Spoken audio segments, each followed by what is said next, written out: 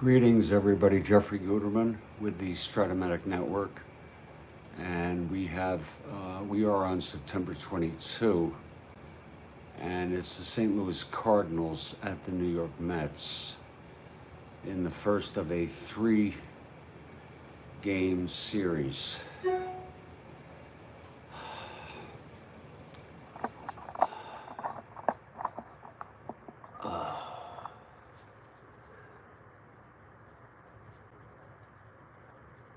I'm going to just set this up live here on the broadcast.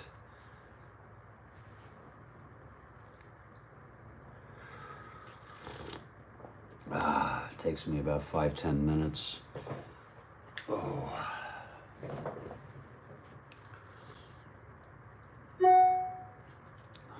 Lord.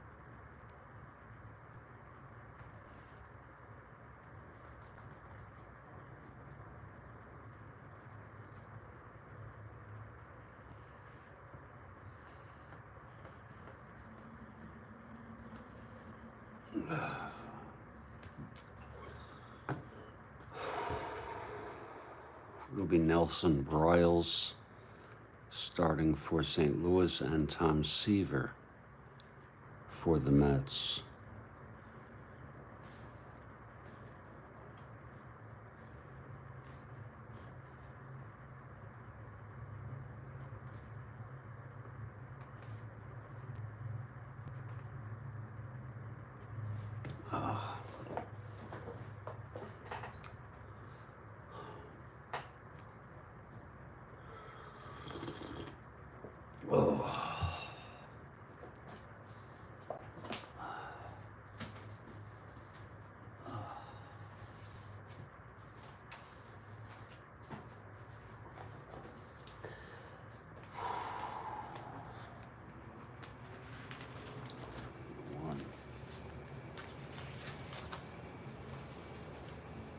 San Francisco.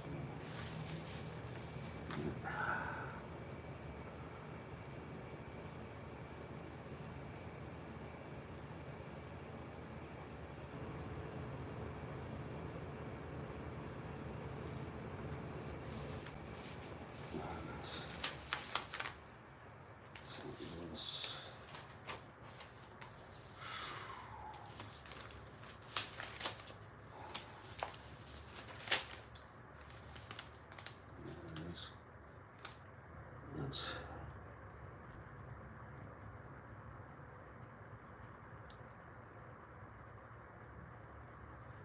These are who pitched in the replay in each of their last games.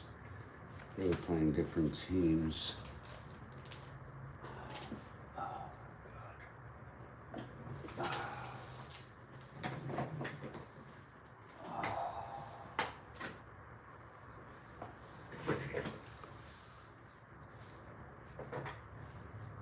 In this series,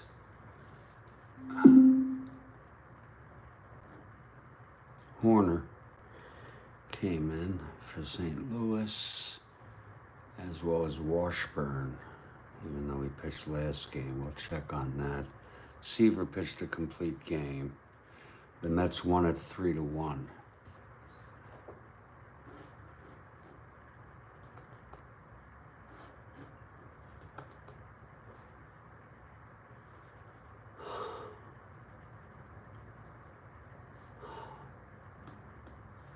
St. Louis comes into this 85 and 68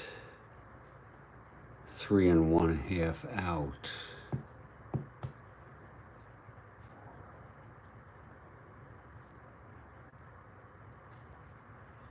They've lost 2 in a row. The Mets are 78 and 76, and they are mathematically eliminated. 11 out. They've lost 1 in a row.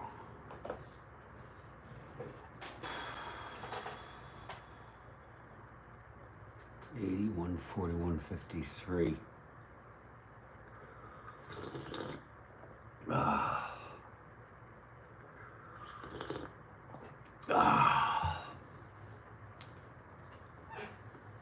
Royals and Justy. Good morning. You got your coffee? Excellent. Kathy.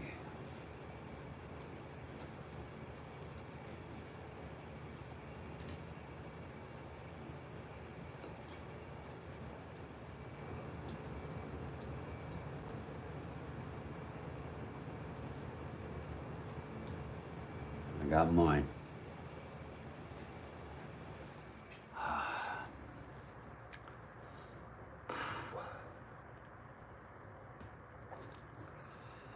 Let's see here.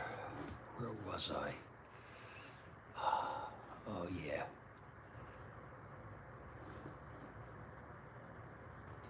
Bryles has won 12. Seaver has won 16. Not quite the pace he was on when he won 25 in real world.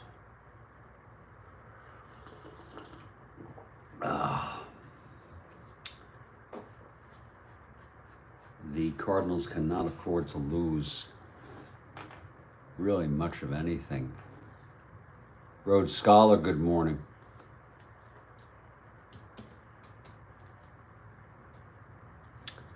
I'm just setting it up. Haven't seen you in a while. Setting up the ball game.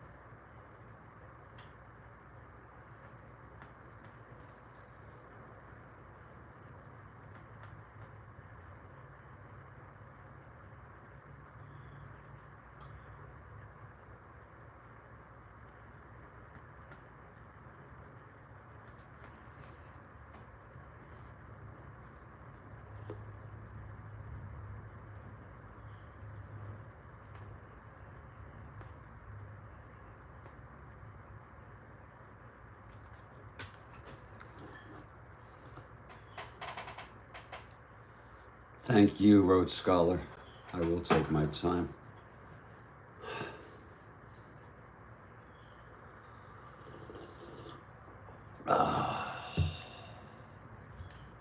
Let's get the Mets line up here.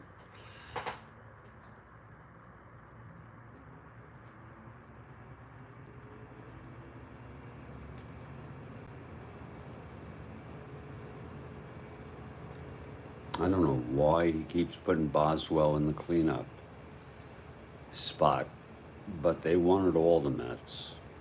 So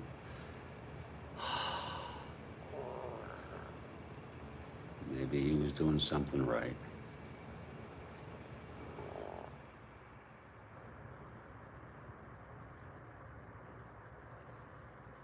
That is very strange to me.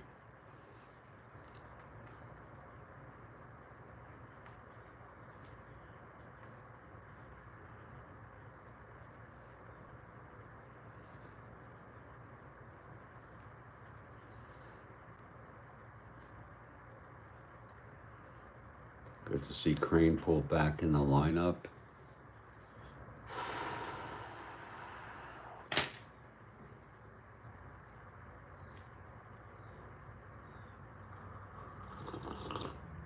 And we're not done. Got to set up the lineups here.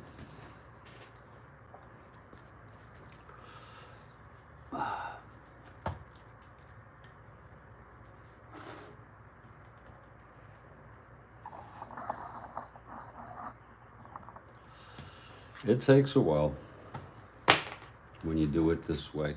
I guess with the computer it's faster. The computerized version of the game, that had very little interest in that. McCarver, Shannon, Javier, Maxville, and Bryles.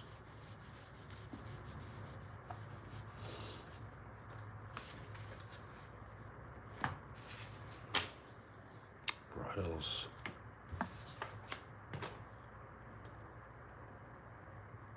Whoops. 1NR 419 and a +1 hold. Oh, he's a 1.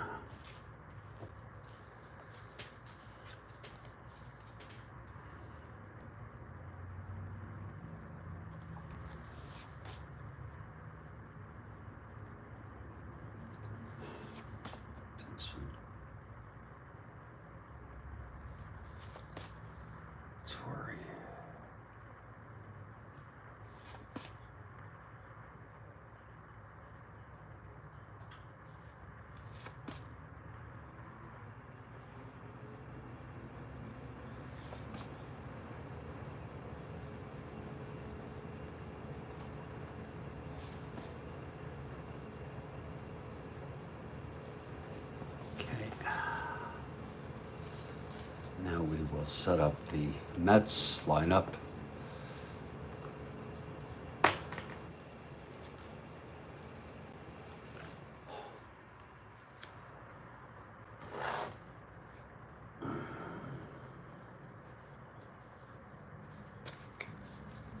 Cleon is still out of the lineup.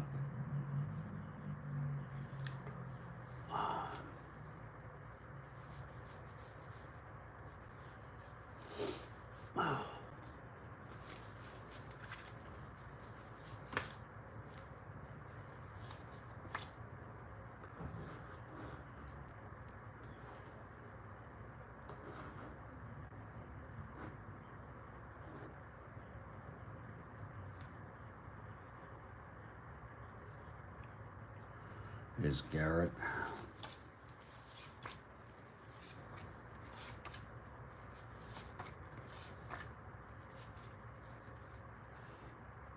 All right.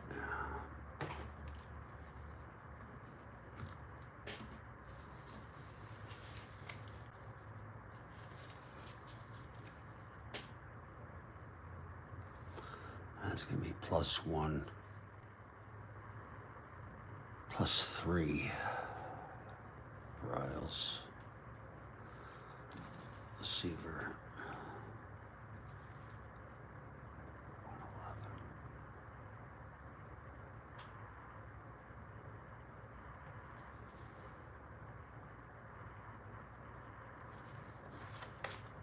Garrett.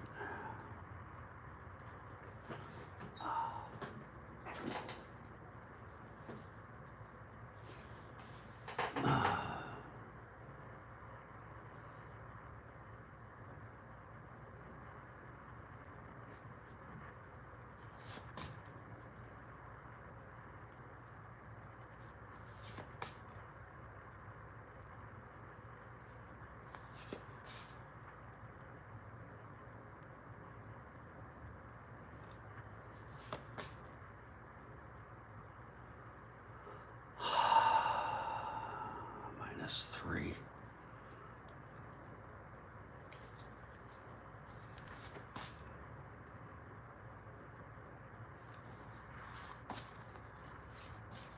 There's the Mets.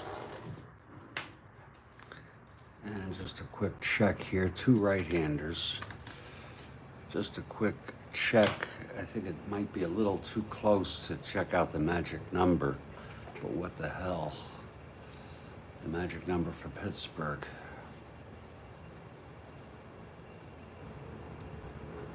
What the hell?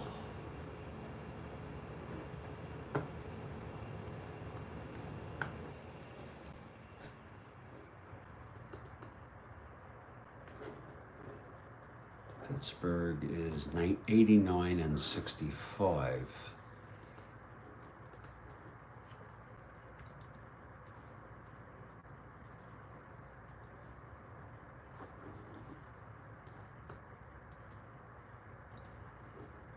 And St. Louis 85 and 68.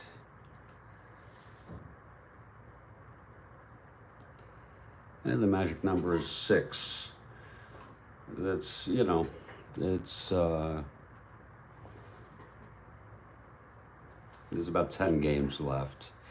9 or 10 games left. The Mets have 140, 154. They have 8 games left. So it's still close. Pittsburgh was off on this date, in case anybody's interested. A warm-up question when I'm ready. Well, let me see. Could use a good warm-up question here. Bear with me.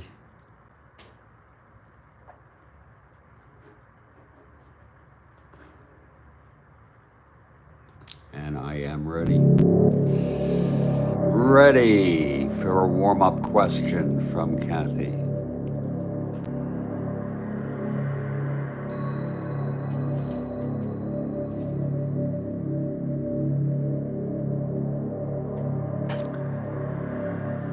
What is our only body part that is fully grown upon birth?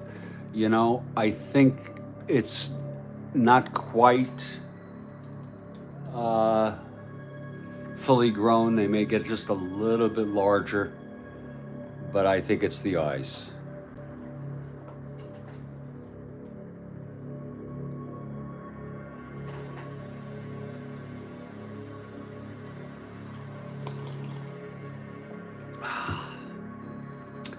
Great question, Kathy. A great question to open our eyes.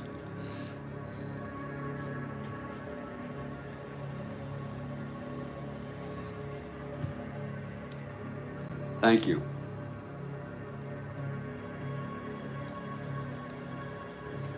I think if you would look, I think I heard that they grow just a little bigger.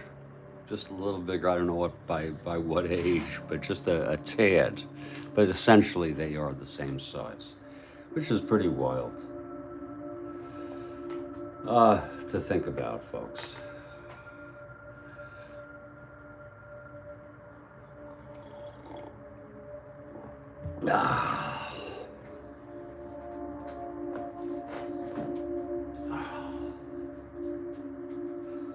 I'm going to go through the opening lineups here.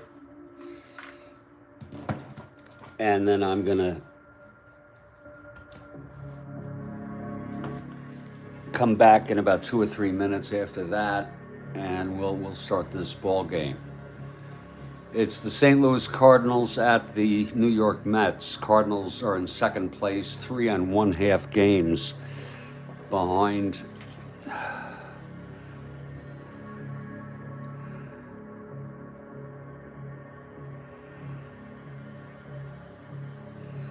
the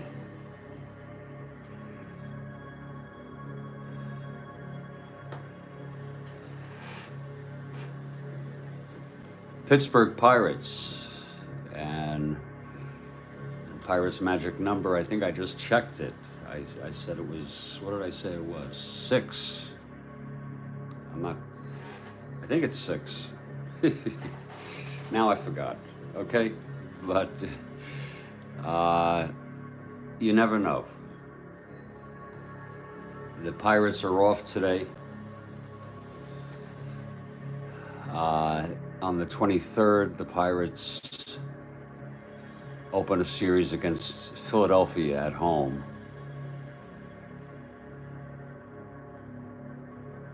That is very strange. They play on the 23rd, and I do not see them playing on the 24th.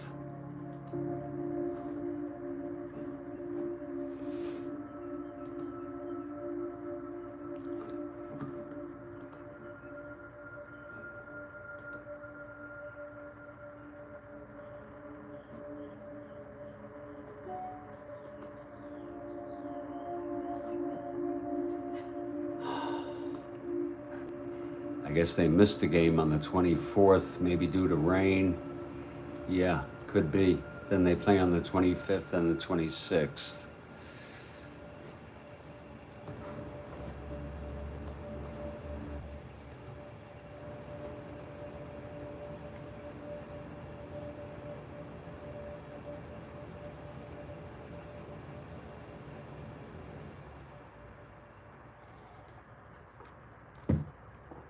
Oh. And they are 3 1/2 games behind the Pittsburgh Pirates, the first place Pirates.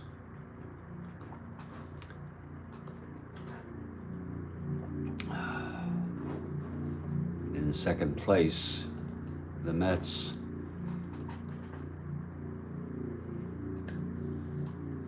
Are in fourth place, 11 games behind. They're a game and a half behind Chicago Cubs, who are in third.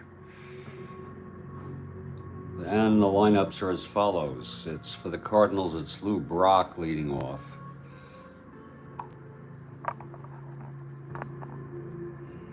In left field. Batting second is Flood in center.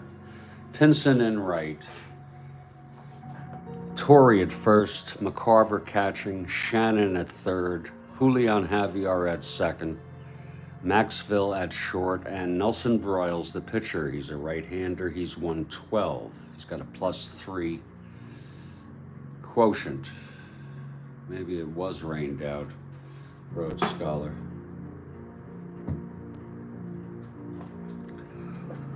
For the New York Mets, it's Tommy Agee in center. Garrett at third, Shamsky in left, Boswell at second, Cranepool at first, Swoboda in right, Grody catching, Harrelson at short, and Seaver.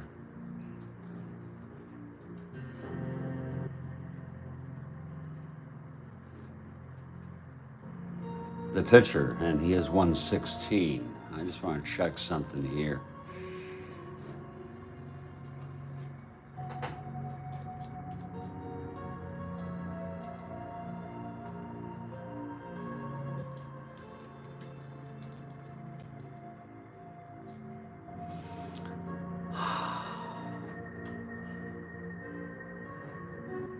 Well, somehow the Pirates either made that game up or whatever. They finished with 162 games, and as did the Cardinals.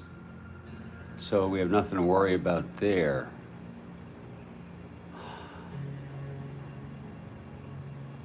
Yeah, I have no idea why they were not scheduled. It's a little strange.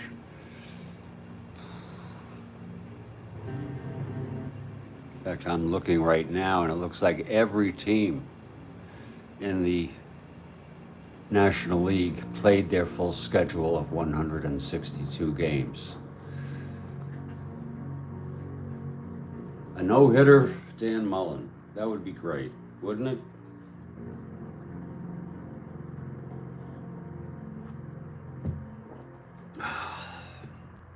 I will move along, and we will start this game just in a couple minutes. Oh, this thing just does not.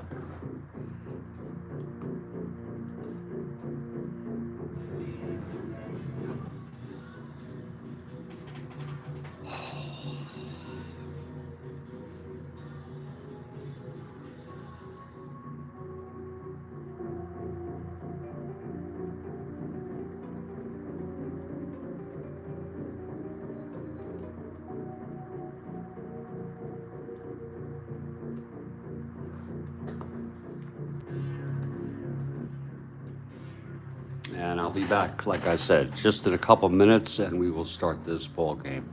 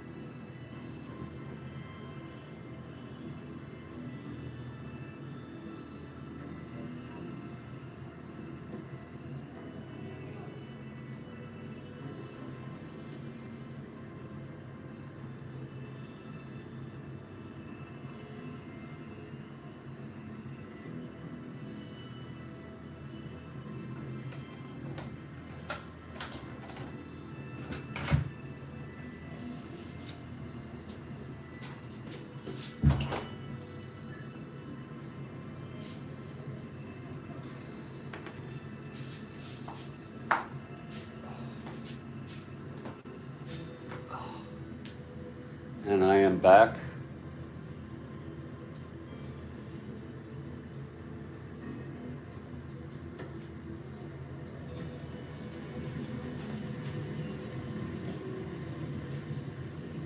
I have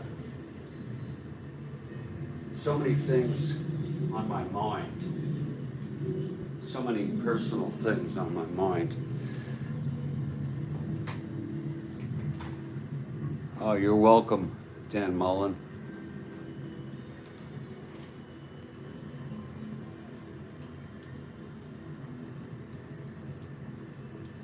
I'm hoping to finish it.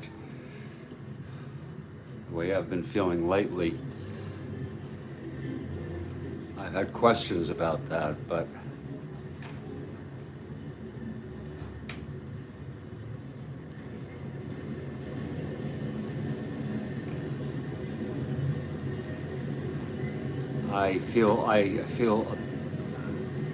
I wake up every day with this rotten anxiety in my stomach, and it was lesser today for some reason. And I have not taken my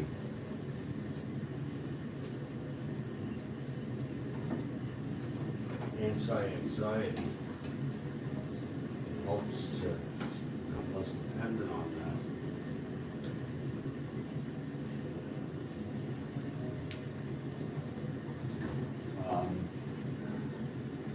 But I have so many things on my mind, and they're actually issues that are pending, maybe till tomorrow. And I'll start dealing with it tomorrow. I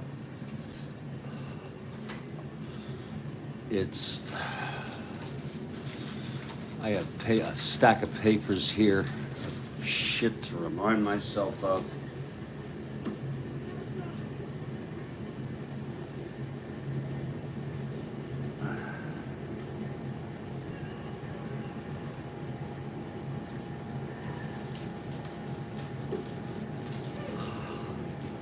But in any event, I'm going to go ahead and we're going to start this ball game.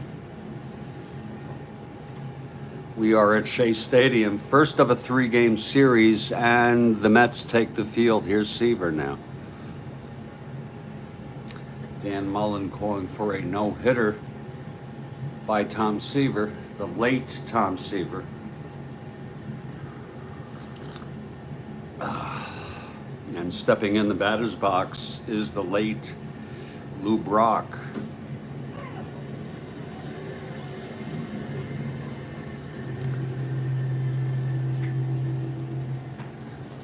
Okay, Seaver is ready on the mound. Brock in the batter's box. Seaver gets the sign from Grote. Here's the windup and the first pitch of the game. It's a 2-5 right-handed. He grounds it to second for Boswell, and he throws it to Cranepool, one away, and we are underway here at Shea.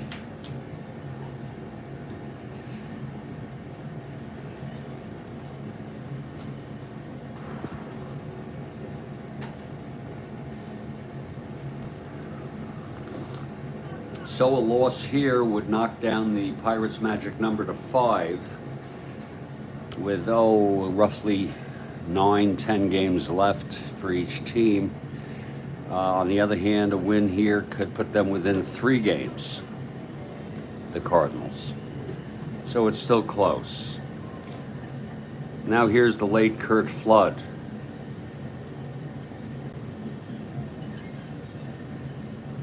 Let me be, I have life, I'm alive, I'm not late, I'm not dead. Let me have courage. I'm hanging in.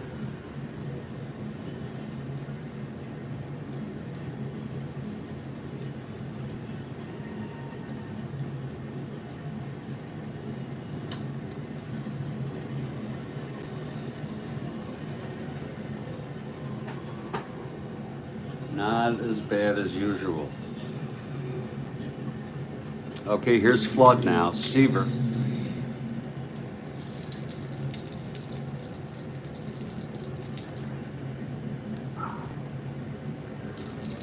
And the pitch to Flood. 3-6 right-handed. That's going to be a base hit for Flood. Flood singles off Sievert. There goes the no-hitter, Dan.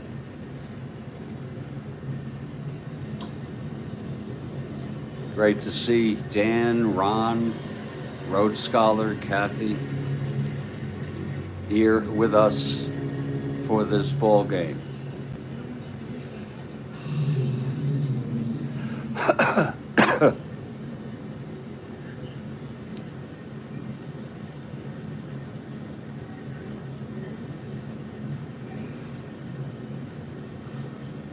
Flood, 1-15, 1-12 with a lead.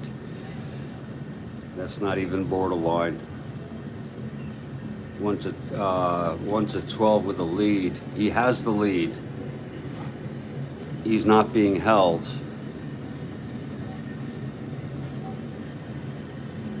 And he is a 1-15, 1-12. Automatically gets the lead. And here's Veda Pinson now.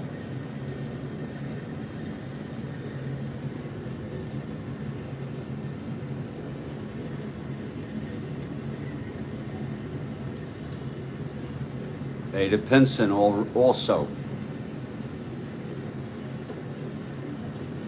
is no longer with us, except he's here in Strat-O-Matic. The first three batters are gone. So is McCarver. So is McCarver, Shannon. A lot of people gone. It's Flood on first, Brock with 1 out, and Pinson the batter. Here's the pitch from Sievert. 4-4 left-handed. That's a catcher X. That'll be for Grody.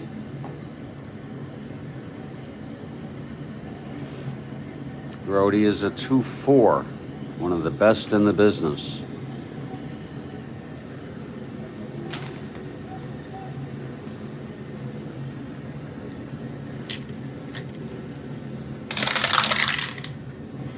(13-2). It's popped up in the infield. 6-12-13. And he's a 4, and he makes the catch.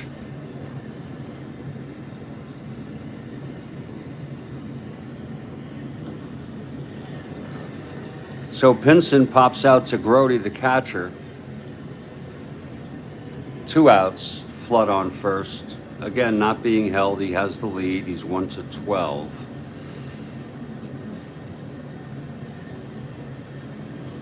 And here's Joe Torre.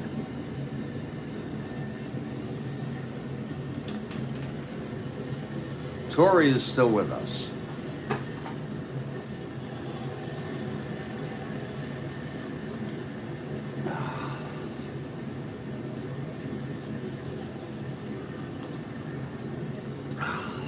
Seaver from the stretch.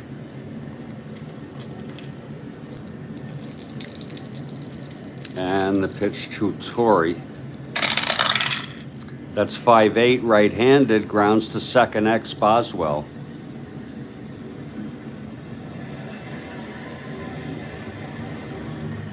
Boswell is a 334.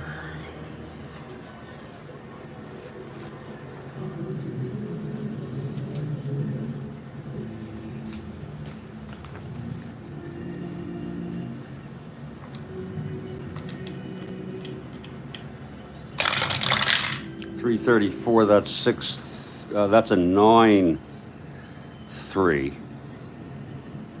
He gets it on a G3. He's an E34, 5-9, 10. Uh-oh. And he throws him out. And the side is retired. So for the Cardinals here in the top of the first, no runs, 1 hit, the single by Flood. Left on base. After a half, it's St. Louis nothing, and the Mets coming about.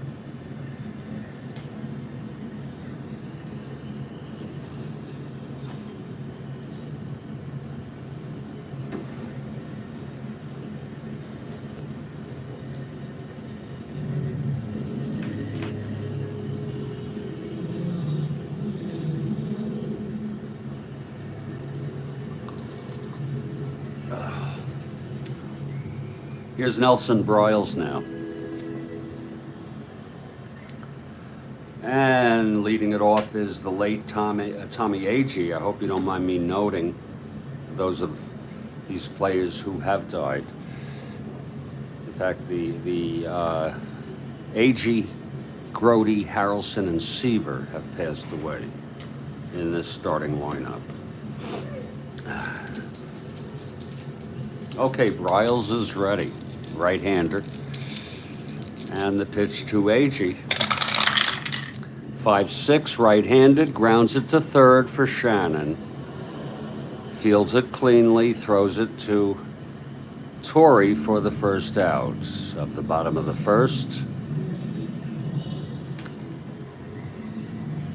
Agee is retired, and here's Wayne Garrett, left-handed hitter.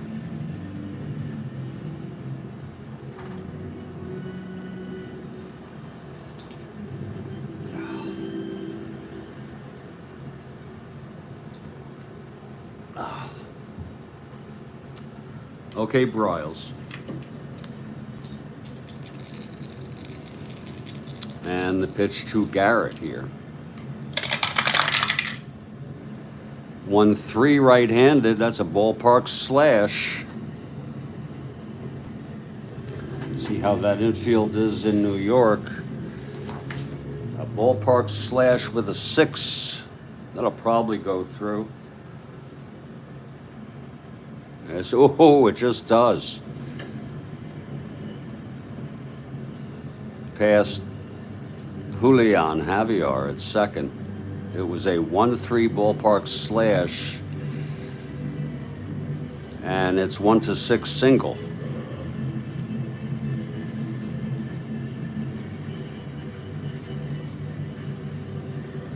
So Garrett is on.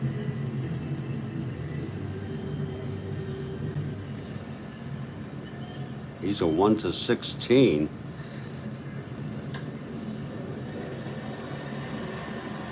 One to 14 with the hold. That's kind of borderline. We'll see if we hold him. Yes, he's being held.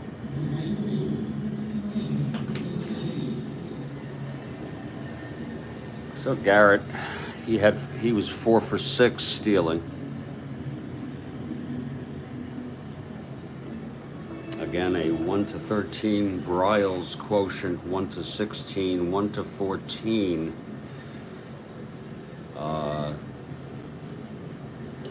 Actually, I have this upside down. He's being held.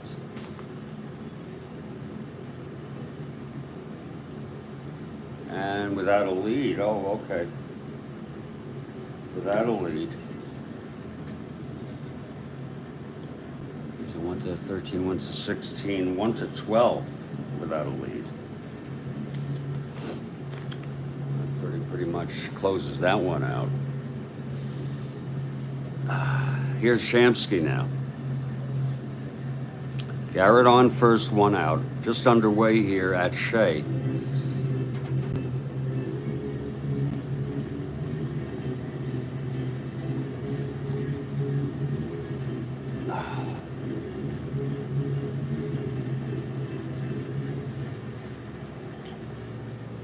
Oh. Here's Broyles. And the pitch to Shamsky.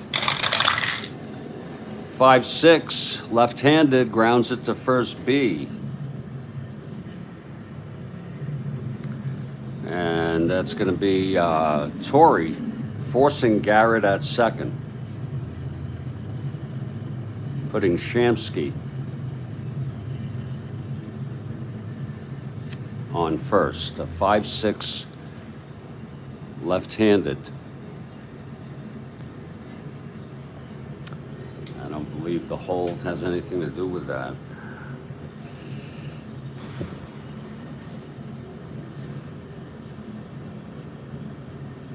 Shamsky, again, 1-16. Again, look at that 8. We will not hold him. went to 16 with a lead, but he's got an 8 on that. It's a tough call. We're not going to hold him. It's tough to do solitaire on super advanced.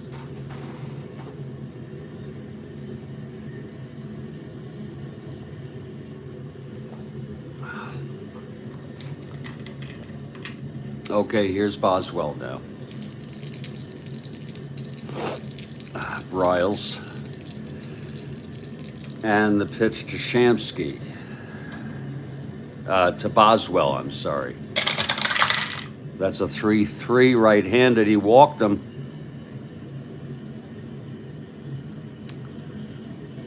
So the Mets have first and second, 2 outs, and it's a clutch situation for Eddie Kranepool. Eddie.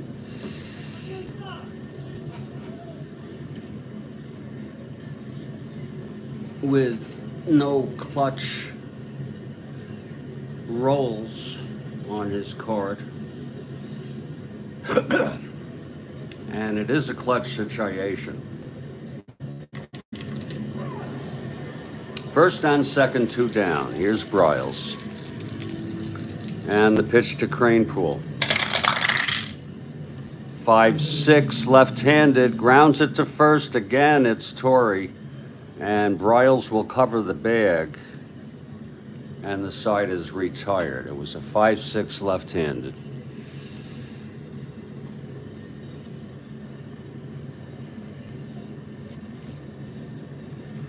And that's going to be the inning. No runs. 1 hit, a walk, and 2 left on. And we've gone 1. It's scoreless here at Shea.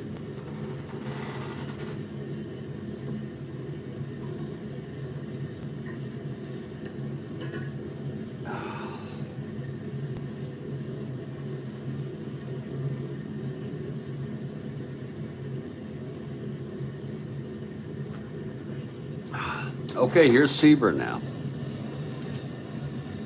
Allowed the single to flood in the first, left them on.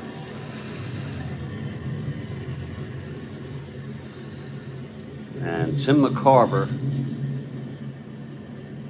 will lead it off, left-handed hitter.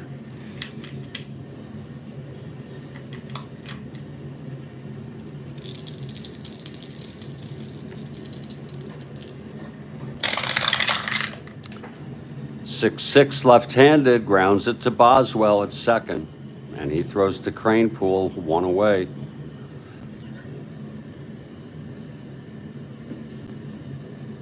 Now here's Mike Shannon.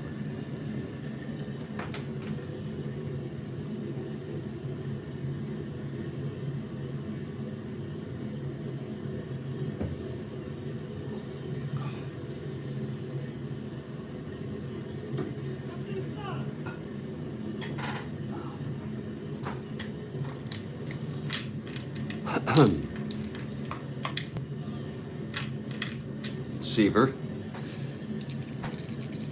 And the pitch to Shannon now. That's a 6-8 right-handed. Pops it up to short for Buddy Harrelson, who makes the catch, 2 outs.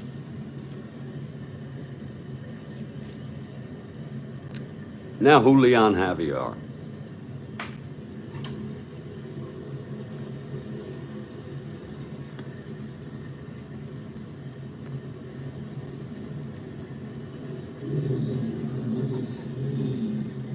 Julian, still with us. Lord, 87 years old.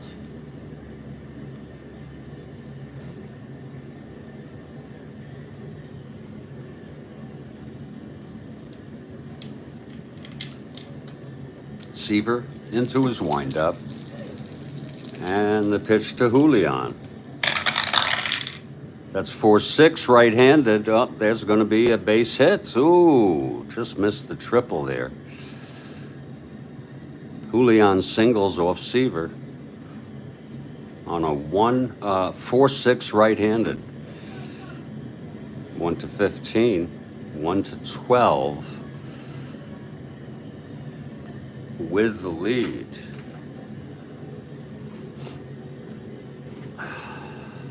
One to 12. Not being held. And he has a lead. It would be a 1 to 12. Again, these are tough too. You got to wear both hats. We're not going to steal. 1 to 12.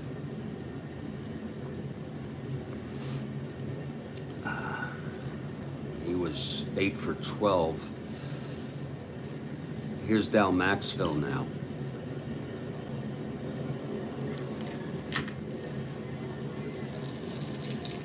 Two outs, Julian on first, and the pitch from Seaver.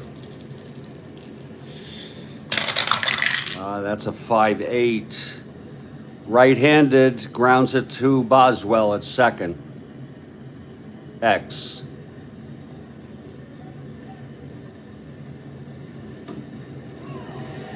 Boswell, again, a 334.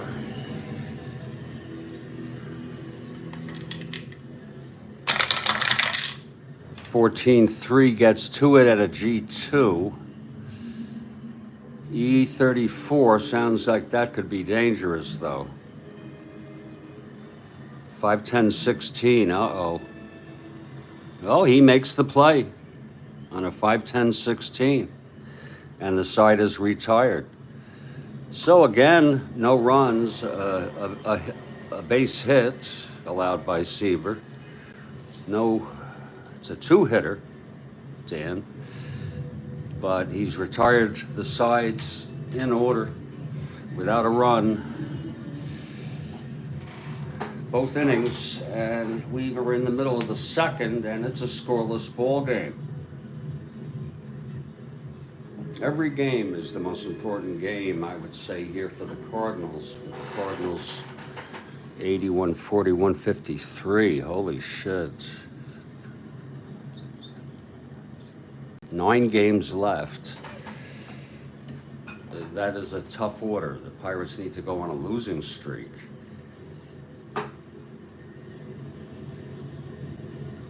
Tough order. Well, here's Bryles. Mets put 2 on in the first, left him. And Ron Swoboda leads it off.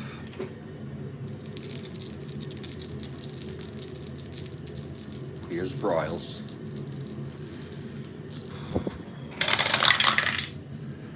.39 right-handed struck him out. That's the first strikeout in this ball game. And it's by Nelson Bryles.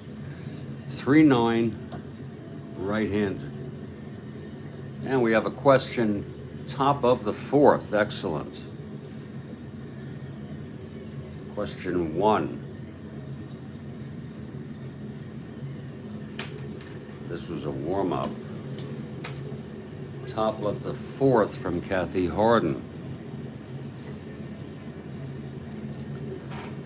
Here's Jerry Grody now.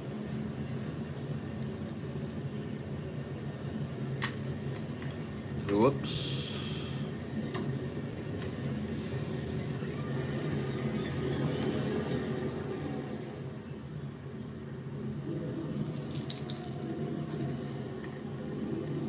Okay, Bryles gets the sign from McCarver and the pitch to Grody. That's a 6-7.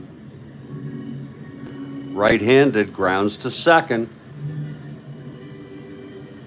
That'll be for Julian, a 226.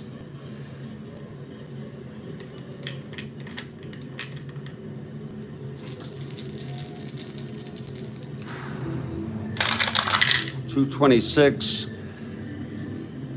8-2. He gets it on a G2. E26 up, 6-11-14 on an E26, and he throws him out. 2 down for Bud Harrelson, and Seaver out on deck. Mets having their best season in franchise history. 2 games over 500.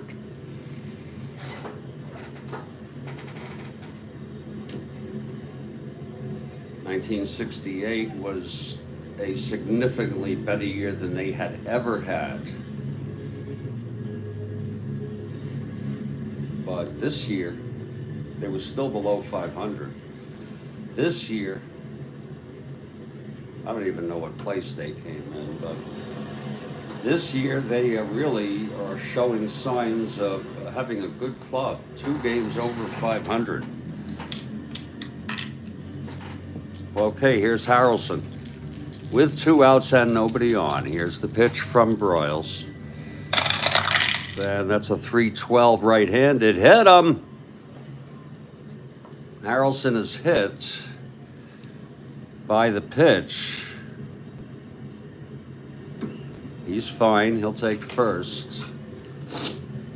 And I'll let Seaver come up here. If he retires, then the Mets will get the top of the order. 1-13, 1-16.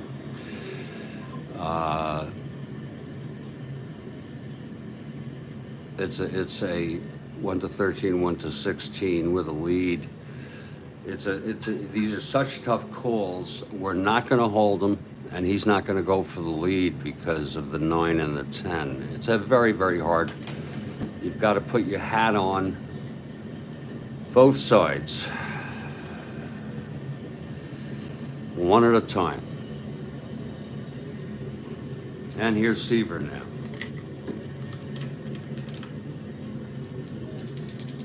Harrelson on first, 2 outs.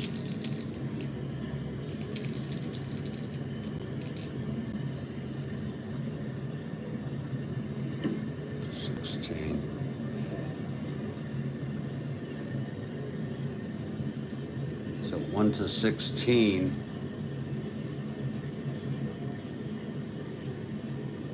It's just not worth it. Here's Seaver now. The pitch. That's 5-2 right-handed, and that's a ballpark blast, but he is a W. Lord, 5-2 ballpark blast. It's a 17. I don't think that's going to leave the park. No, it's not. It's a long fly ball to right field for Pinson at the warning track. But I'll tell you, Seaver got a nice cut of that. Again, it was a 5-2 right-handed. Ballpark blast. Converted to a single 2 asterisks because Seaver has W power. Nevertheless, it was a 17. And that will retire the side. No runs, no hits. Harrelson hit by a pitch left on base. We've gone 2. And it's a scoreless ball game here.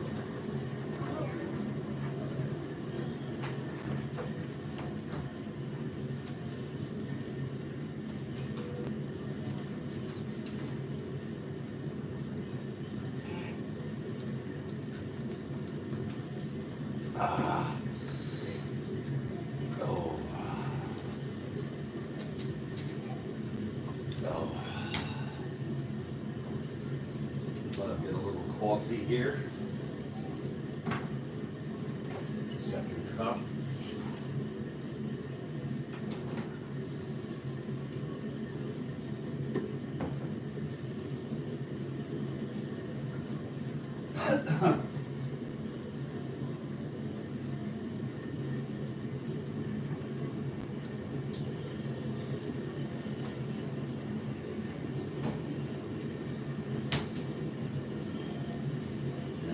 To the top of the third,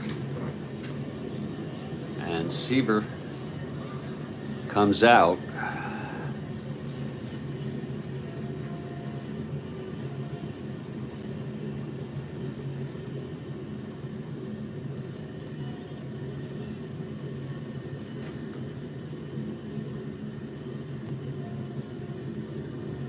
Attendance for this game is 23,627. That's kind of surprising.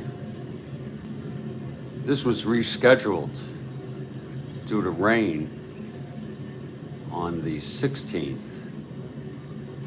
That's strange.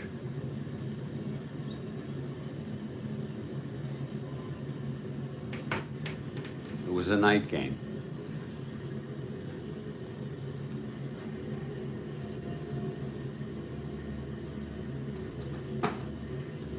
And leading it off here for the Cardinals will be the pitcher, Nellie Bryles.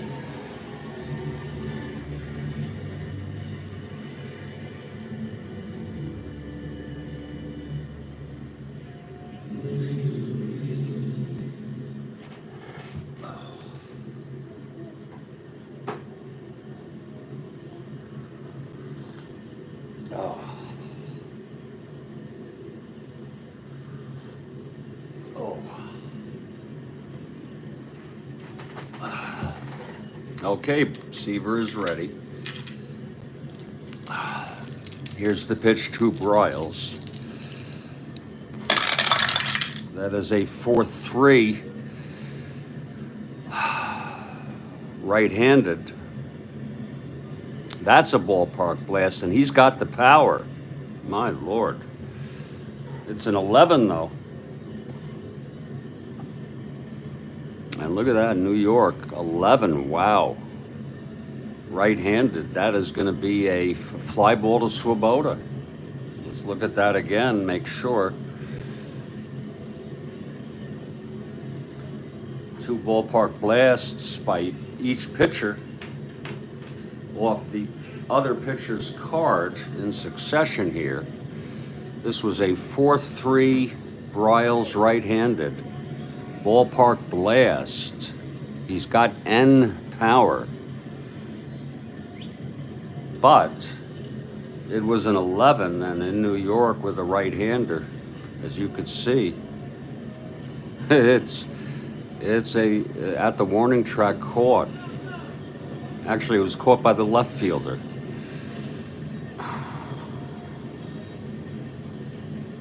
Caught by the left fielder. Bryles a right-hander. So it's a long out.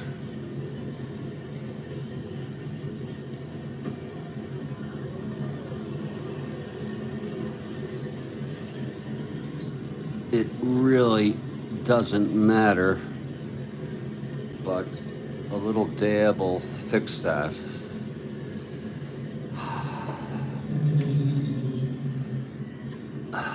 And that is 1 out. Here's Lou Brock now. Grounded to Boswell, the second baseman, in the first to start the ball game.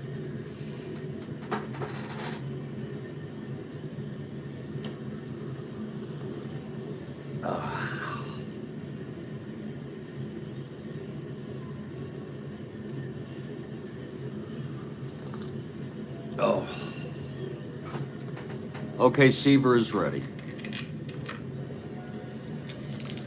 The windup and the pitch to Brock.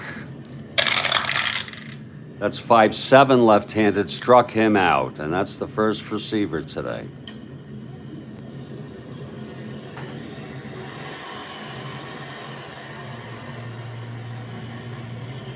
Two down. And here's Kurt Flood, who singled left on in the first.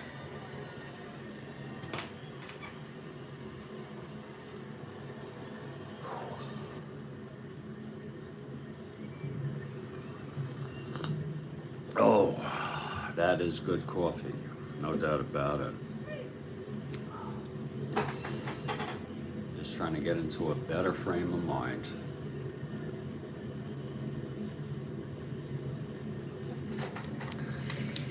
Okay, here's Seaver now. The sign from Grody, he's ready. The wind up and the pitch to Flood. That's a 1-5 right-handed, grounds it back to Seaver. And he fields it. and throws it to Crane Pool, and it's a 1-2-3 inning for Seaver. A 1-5 right-handed.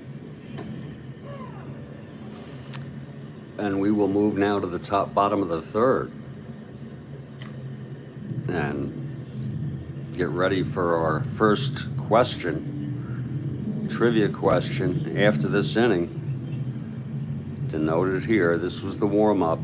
The answer was eyes, or I, the I. And that'll be our first question there. You have the warm-up, and then everything after that, you start numbering. Riles comes out. Riles died.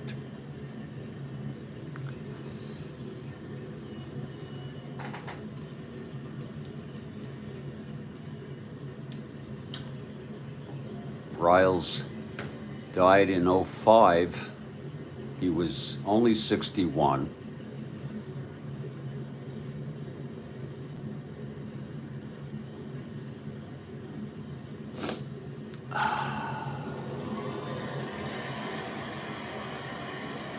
He had a heart attack while participating at an annual Pirates alumni golf tournament. 61 years old. A lot of cardiac, who knows? I mean, I really don't know. A lot of cardiac conditions may go undiagnosed, untreated. You never know. Well, here's top of the order, Nellie Briles facing Agee. He was only 61 years old.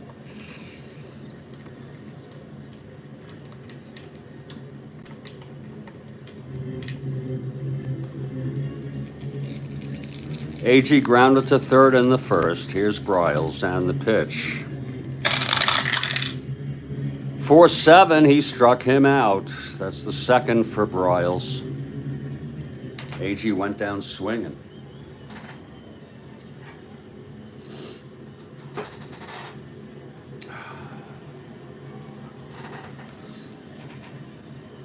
That's going to be one away for Wayne Garrett, who singled. He was forced on a ground ball by Shamsky.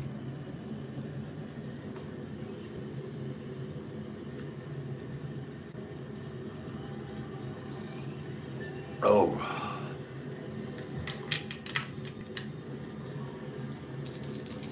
Here's Briles now.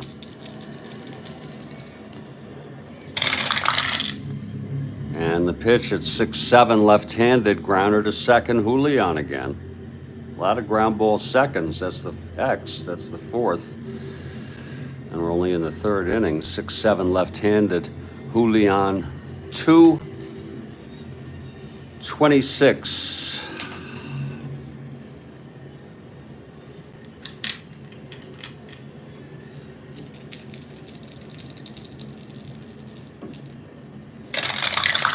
.226, that'll be a 9-2. G2 gets to it.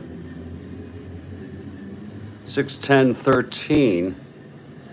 E26. Oh, and he boots it. Now, I did touch one of the die, one of the 6 die, and I want to make sure I didn't move it, but it is a 6-10-13 on a E26, and that's going to be a G2E1 error. An error by Julian to put Garrett on. This might be hard to discern, but we're going to do it anyway. We have something that we did not have when we were youngsters, and that is the advantage of instant replay. And we'll check. I touched the die, and we'll check. I touched, and we're only in the third inning. 6-7, left-handed, Julian 226. We're looking for a 6-10-13 on the die, on the roll. This is a replay. See if I can catch it before I touched it. There it is, yeah. 6-10-13, indeed it is. 6-10-13. So there it is, better safe than sorry. That's the exact, you see. And that is scored an error by Julian.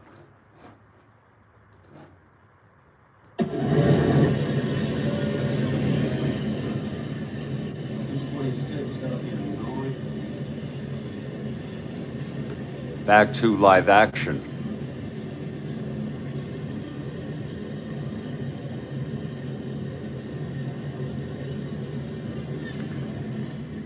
Garrett on first. These are tough calls. It's a 13, 1-16. That's 1-13, 1-16. Lord, I'll tell you, we'll hold them. We held them last time. That would put him at a 1-13, 1-16, 1-14 with a lead. And here's Shamsky now. No score here, bottom of the third. One out, Garrett on first after the error by Julian Javier.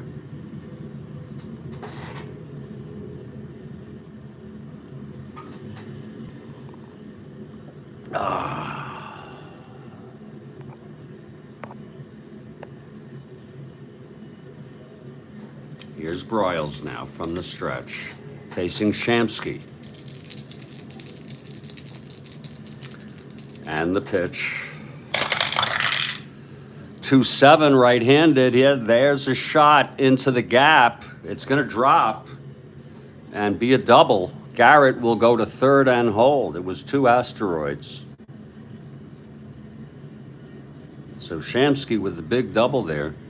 2-7, double 1-6. It was a 5. 2-7 right-handed. 2 asteroids, Garrett goes to third. And here's Ken Boswell.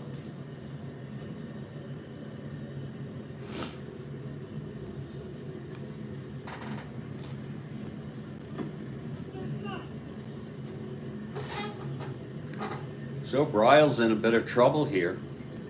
I welcome any suggestions. If anyone wants to bring the infield in,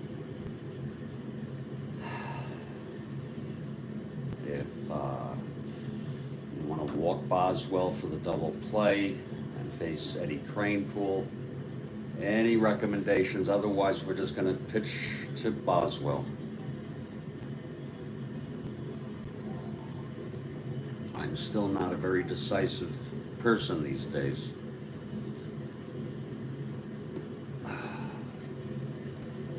Or I have lots of questions and doubts. Okay, so we'll just hit away for Boswell. Hope for a pop out, a strikeout, fly ball C, a line out. Here's the pitch to Boswell. That's a 5-3 left-handed, and it's grounded back to Broyles. That could be good because a pound would have been infield in and would have been a base hit. Broyles is a 4-19. Again, it's a 5-3 left-handed.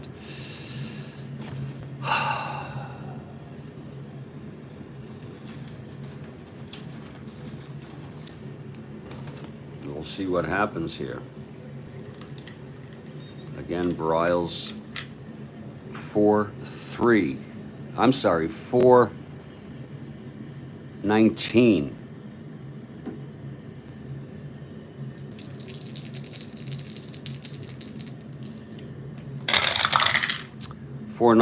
Uh-oh, 5-4. It's a G3. You're probably going to get a run coming in.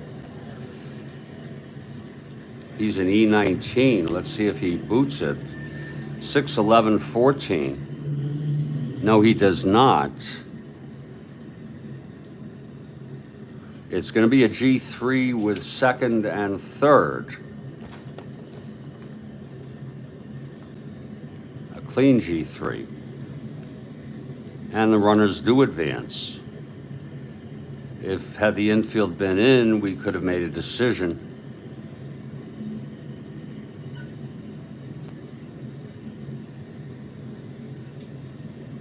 The runner would have had to make a decision, but a run will score on the ground ball back to Broyles. And that's Garrett scoring to give the Mets a 1-0 lead. It will be an unearned run.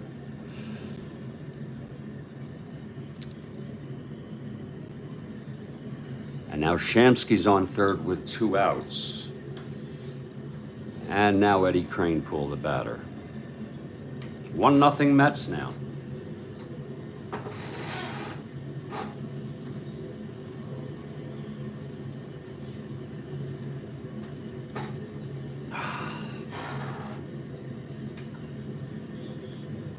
Oh.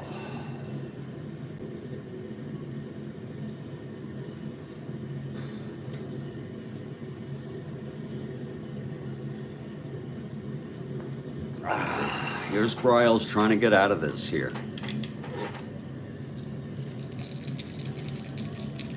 The pitch to Kranepool.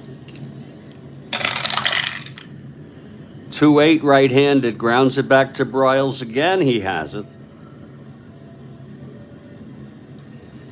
And he throws it over to Torrey, and the side is retired.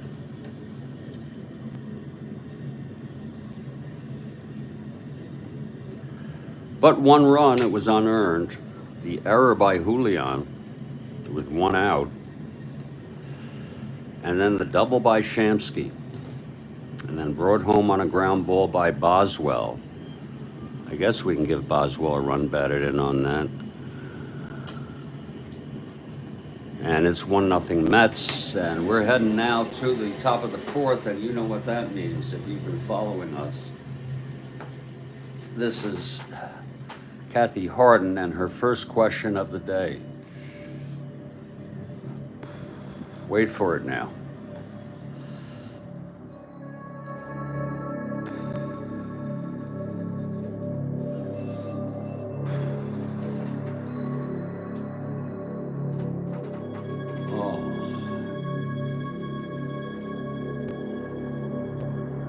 Wait for it. I read it first before I answer. Here it is. Brian May, guitarist for Queen, is also an expert in what scientific field?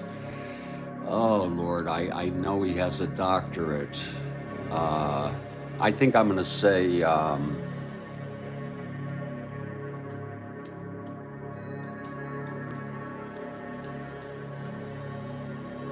Oh, Bill Ivamy says astronomy. It's probably astronomy is correct. He's got a doctorate, I believe. Dan Mullen goes astrophysics. I think they're related. We'll see what Kathy says. It's a great question. Queen was called the smartest rock and roll band. The smartest band. Because I think they all had at least a master's degree.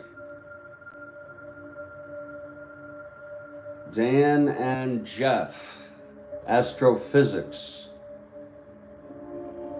And Bill Ivamy came very close. Whoops. And it was a super question. We'll give Bill Ivamy a little piece of that too, because it's so close.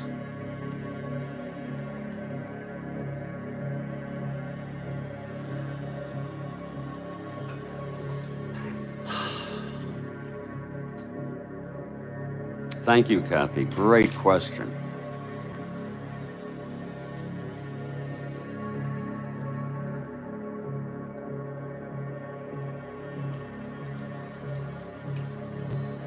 Well, Bill Ivamy says because he was incorrect, he's got a mid of the fourth Mets question. And we'll make a note of that right here.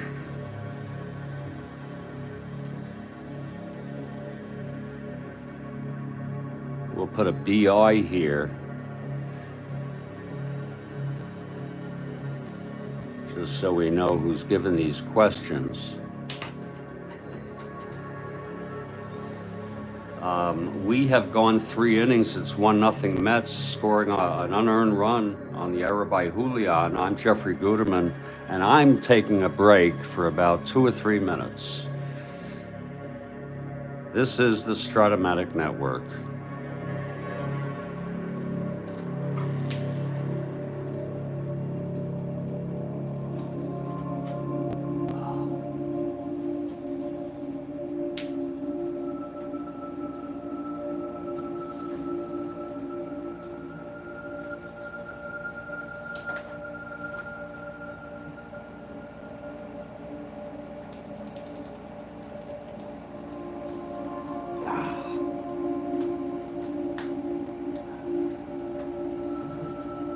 Oh.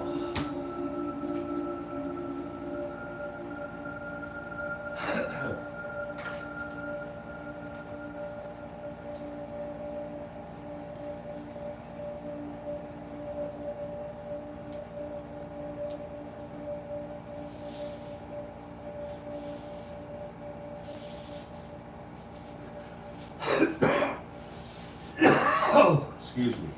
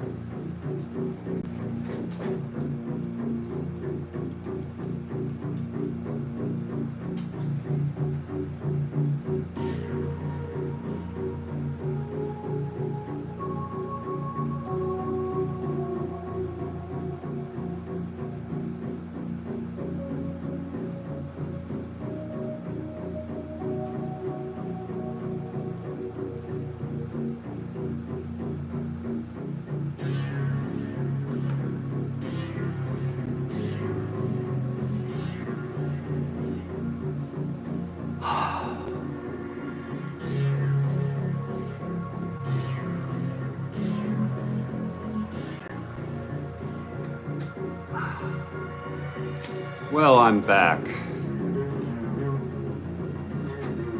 here in Studio B for this ball game. And I would say for me, the pace has been steady. We had a 5-hour game yesterday where Minnesota came back from a 5-0 deficit to win at 6-5 with 3 runs in the top of the 9th. What a game that was. 3 pinch hitters for Kansas City against the left-handed Paranovsky.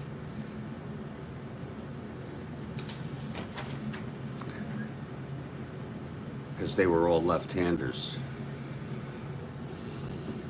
I believe they were all left-handers. And we're heading to the top of the 4th, and it's Seaver. Now with the one, he's got his run, so he see if he can hold on to it. And then we have a question from Bill Ivamy, a Mets question, right after this half inning. It'll be Pinson leading it off.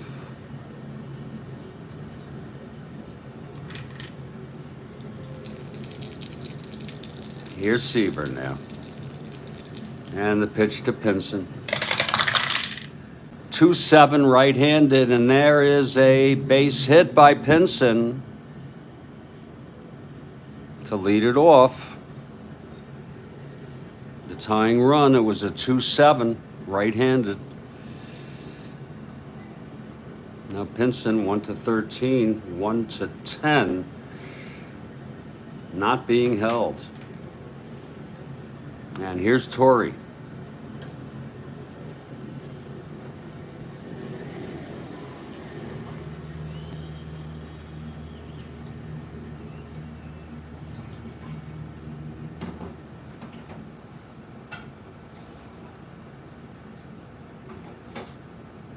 Got another cup of coffee here with just a little to top it off.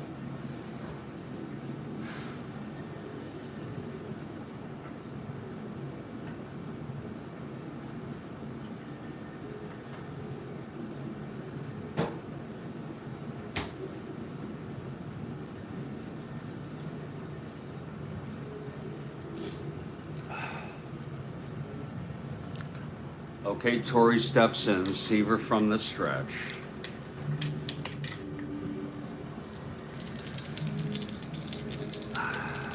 Here's the pitch to Torrey. That's 6-10, right-handed, grounded to Buddy Harrelson at short.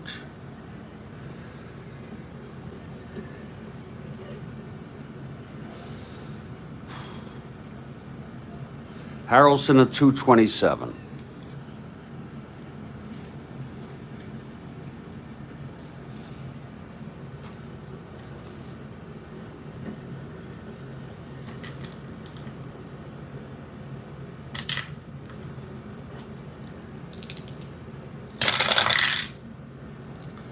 $18-2, it's a G1. This could be a double play ball.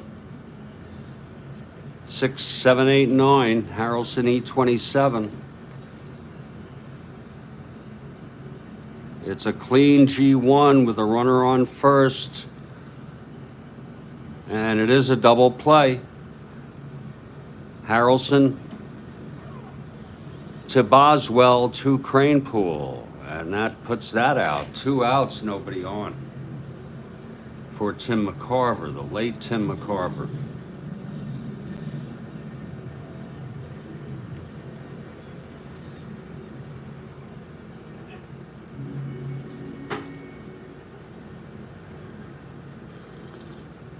Oh. Ah. Oh. Damn it. Okay, McCarver steps in the box. We've got a question after this half inning now. Here's Seaver now. The pitch to McCarver.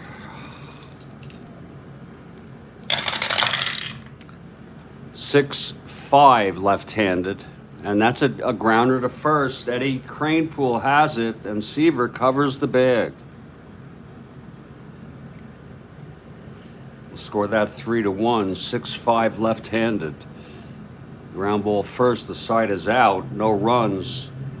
1 hit. The double play. None left. Middle of the 4th. Still 1-0 Mets. Now, let me get my music ready here.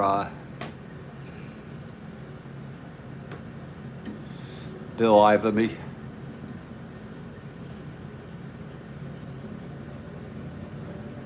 We've got a Mets question for Bill right now. Wait for it now. Here it comes. Here it is. 2 players played a game for the Mets in the 60s, 70s, and 80s. Name them. Wow.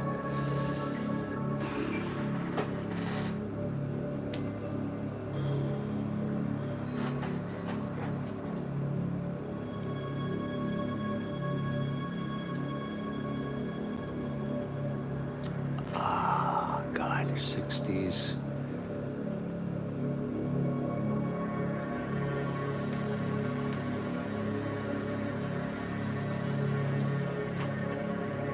Just a guess.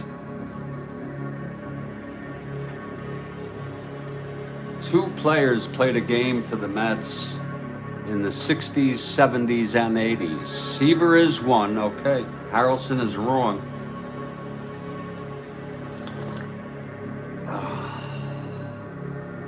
Seaver is one.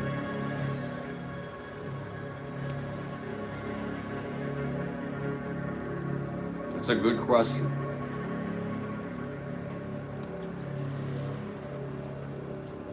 Well, he gave a big hint there.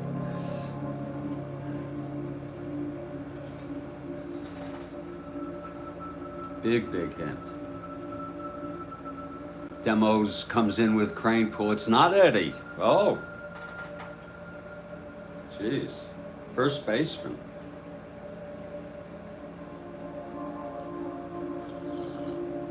It's not Eddie. 60s.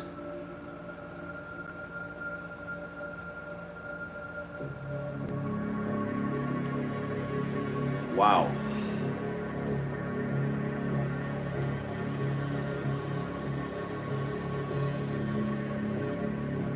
Wow, that's a tough one. A first baseman, 60s. I sure don't think it's Clendenin.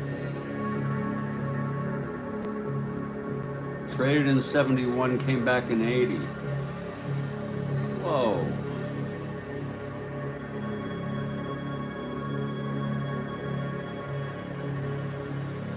Whoa.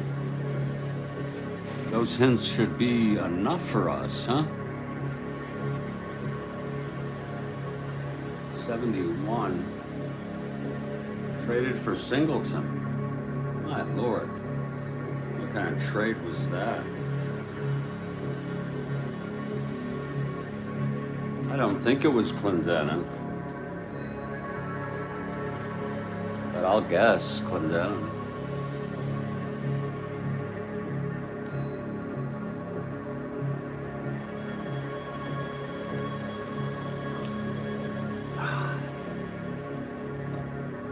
It's not Clendenin.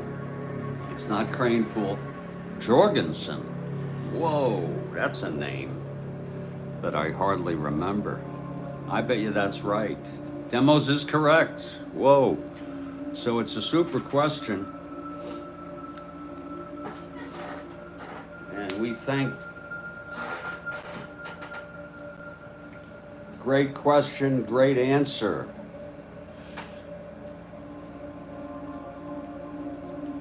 The Seaver part was pretty easy. And we give, I didn't even know who Jorgensen was. The name sounds familiar, and I didn't know he was on the Mets in the 60s. And Demos gets it. Thank you very much for that great question. A Mets question. And we're heading to the bottom of the fourth now.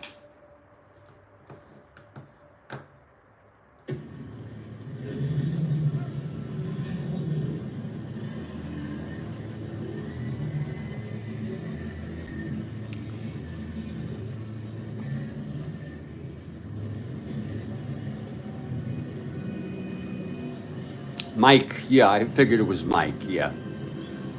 Boy, I don't remember him too well. That is so back in my memory.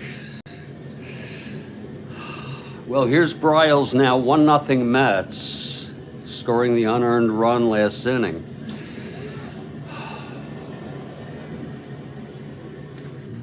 I'm starting to remember him now, Mike Jorgensen.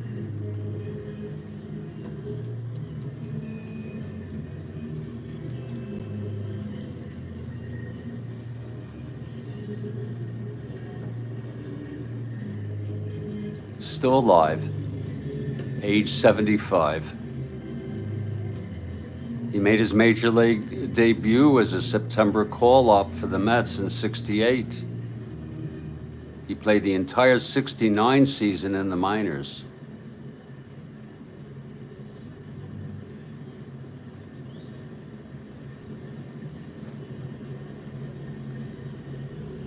I remember him now. Not well, though. Okay, it's going to be Swoboda, Grote, and Harrelson, bottom of the fourth, 1-0 Mets. Here's Swoboda to lead it off.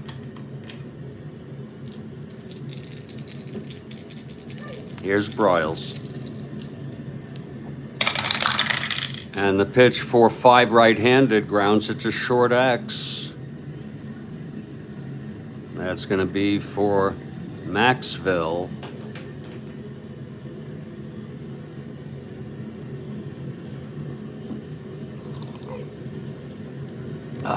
A 227.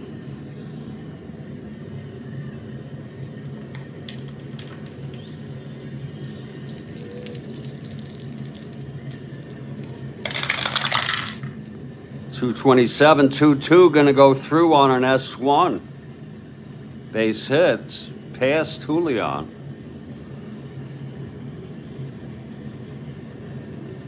I'm sorry, past Maxville. He's a 227, 5'10", 12. Oh, and he boots it, a throwing error. 5'10", 12 on an E27, wow. So it's an S1, E1, a single and an error. And, you know, you can conceptualize that any way you want. I conceptualize it as an infield ground ball that would have been an infield hit. He did get to it, and he foolishly threw it. And he threw it past the first baseman into the ground. And Swoboda heads up, went to second on it, even though Bryles was covering.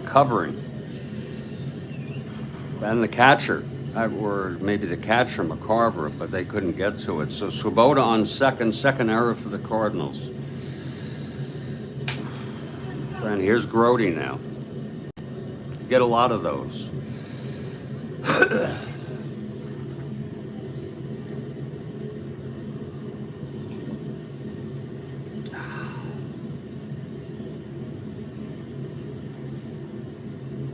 Oh. Oh. Okay, here's Broyles now. The pitch to Grody.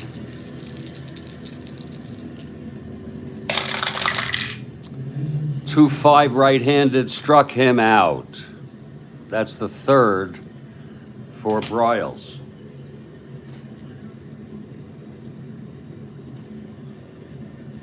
And now Buddy Harrelson.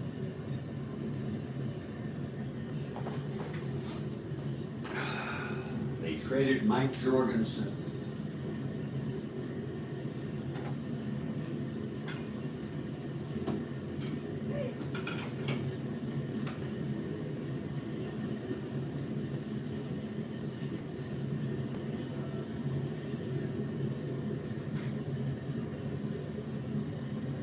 For Kenny Singleton. Oh, okay. And then they got rid of Singleton.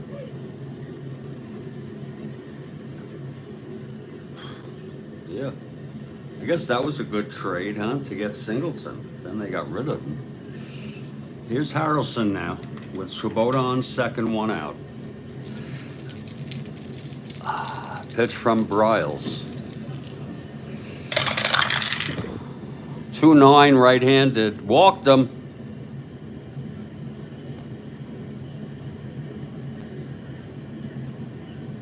So it's first and second, 1 out.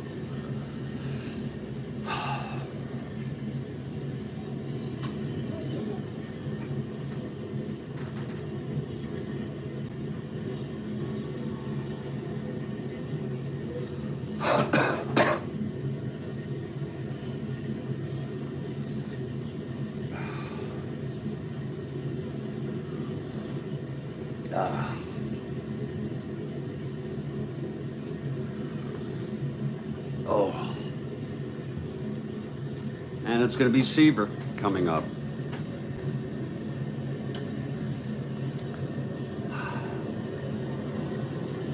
And Bill Ivamy has a mid-fifth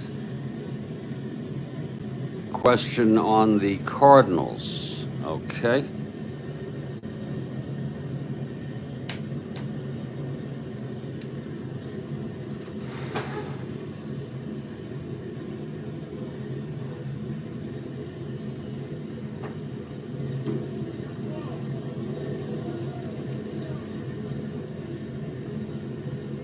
Oh, Lord.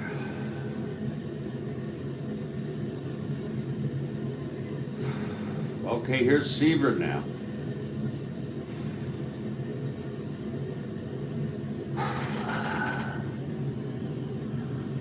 We'll let him head away. I could bunt, but whatever.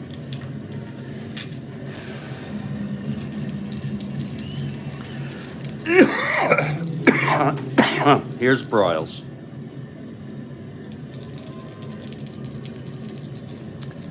Oh. 4-7, right-handed. He struck him out. Well, at least it wasn't a double play. 2 outs now. And Agee comes up in a clutch situation here. Agee 0 for 2.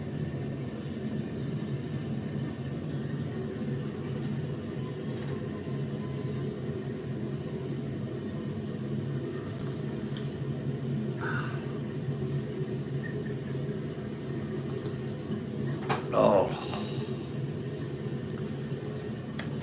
Broyles trying to get out of this clutch situation here. And the pitch. 4-6 right-handed, struck him out. So he gets out of it, Broyles, with his 5th strikeout. A 4-6 right-handed. No runs, 1 hit, the error, a walk, 2 left on. We've gone 4, it's 1-0.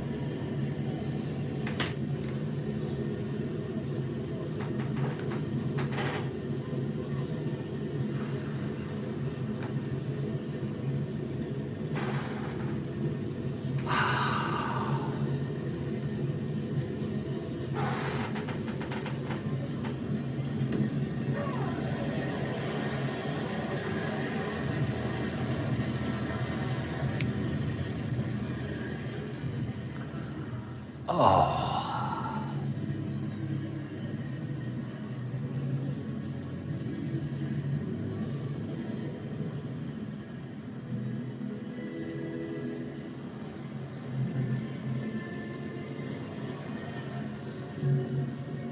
Oh.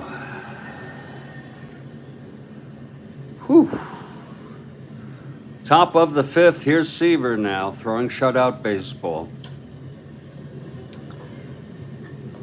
And we've got a question after this ending from Bill Ivamy, a Cardinal question. Good morning, Rick. Nice to have you with us.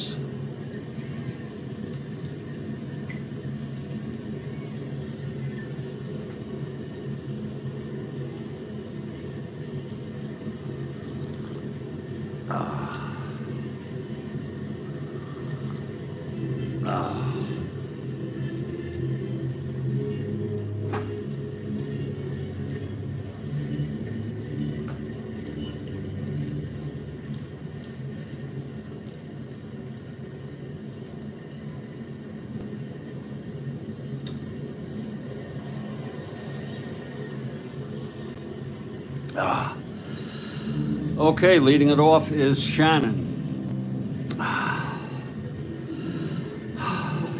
We'll have the question from Bill and then a little break here.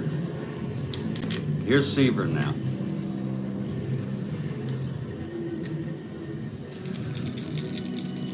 The pitch to Shannon. 3-5 right-handed. There is a base hit to right by Shannon to lead it off. Thrown in by Swoboda. Fourth hit allowed by Seaver, all singles. A 3-5 right-handed in a non-clutch situation. And here's Julian.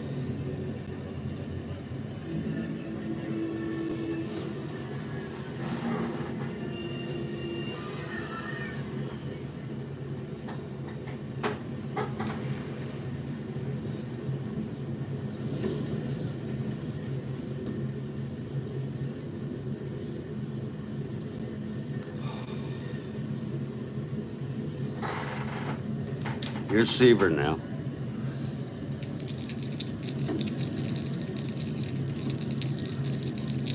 See if the bunt is on. No, it's not. He's hitting away. Here's the pitch. 6-8 right-handed. Pops it up to short. For Harrelson, 1 out.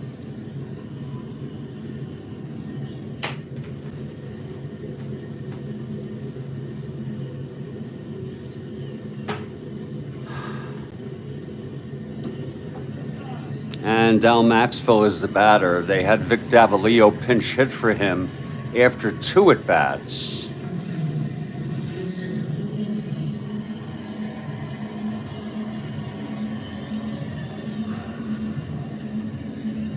I think it's a 175 hitter. He really, but we're just going to let him hit here. If it seems appropriate, maybe we will pinch hit later. 175 hitter.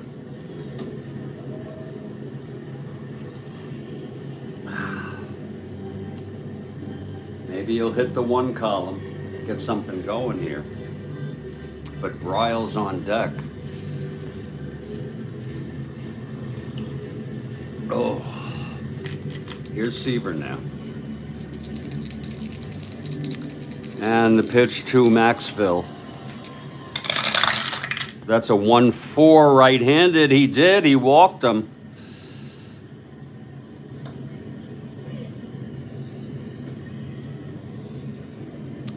First and second, 1 out. And here's Nellie Bryles, a B bunter. Do you folks bunt with 1 out sometimes? Just like to get that as a feedback from people in hopes that Brock could get a hit. You already have a runner in scoring position, but you have a chance for a double play. Anybody ever do that? Hello, Frank.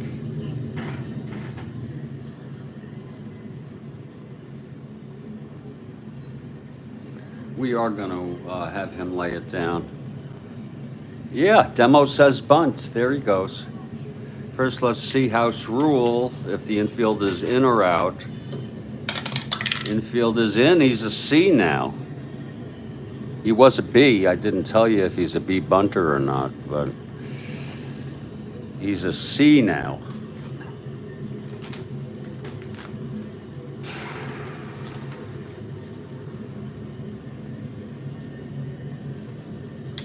Here's the pitch. It's hit right back to Seaver. It's a 6C. Defense. Whoa. Batter drops down a bunt. The defense has the option of throwing the batter out at first or trying to throw out the lead runner, which would be Shannon. Compute it. I'm not a big fan of having to do this, but Shannon is a 1-13. Compute it 1-13 minus 4, 1-9, plus Seaver's rating, 1-9, 1-10. 1-10, are we going to go with the sure thing?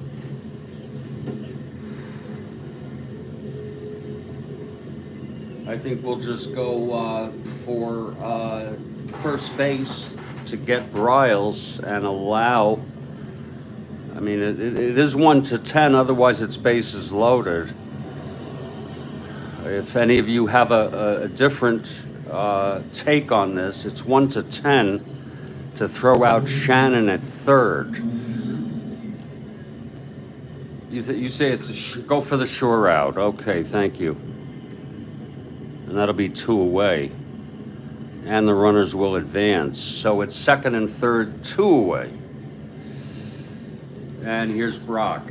Thank you, Demos. You helped me, because I'm an indecisive guy. I get these negative thoughts. I had a bunch of them about 10 minutes ago, but I got them out.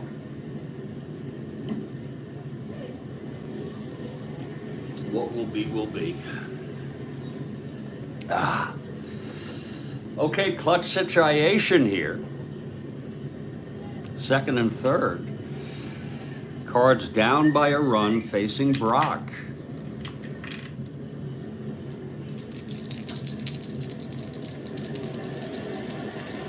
Here's Seaver now. And the pitch to Brock. 310 right-handed, ballpark slash. Whoa. Left-handed. No. It's line to Boswell. And the side is retired, so Seaver gets out of it. That is an evil thing, yeah.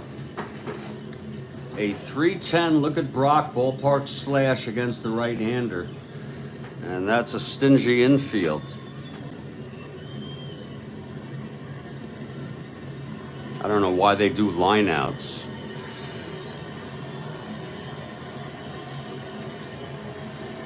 Sounds like they should be ground balls to me, but it was a 8 left-handed in New York. And it's a line out, and the side is retired. No runs, 1 hit, a walk, and 2 left on. Seaver getting out of that. And now to give it up here for the Cardinals question from Bill Ivamy.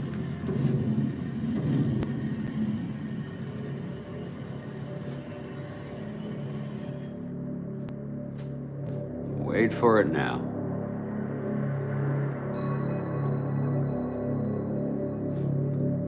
One player played a game for the Cards in the 60s, 70s, and 80s. Name him.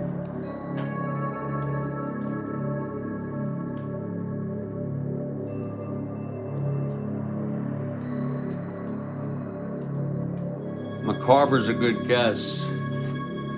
I keep. It's not Lou. Oh, where did Lou go? Did he retire already? McCarver is a great. It's not Tim.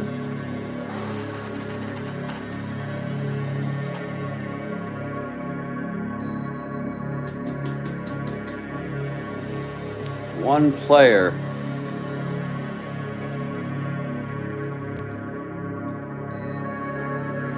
Oh, he's a Hall of Famer. Whoa. I guess that's going to have to be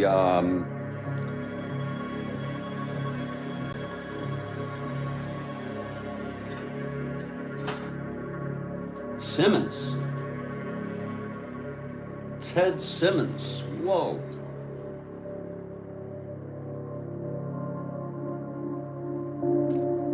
Demos is correct again. You remember Ted Simmons? Wow.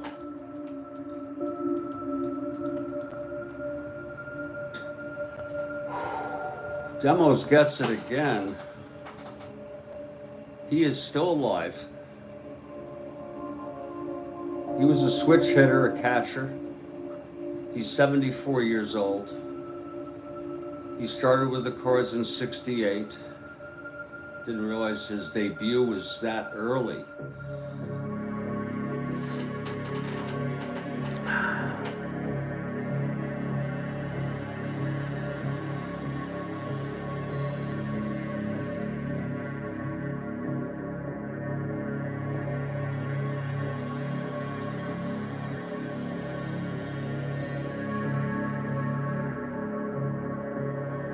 They moved him to first base and Hernandez to left in 1980. He was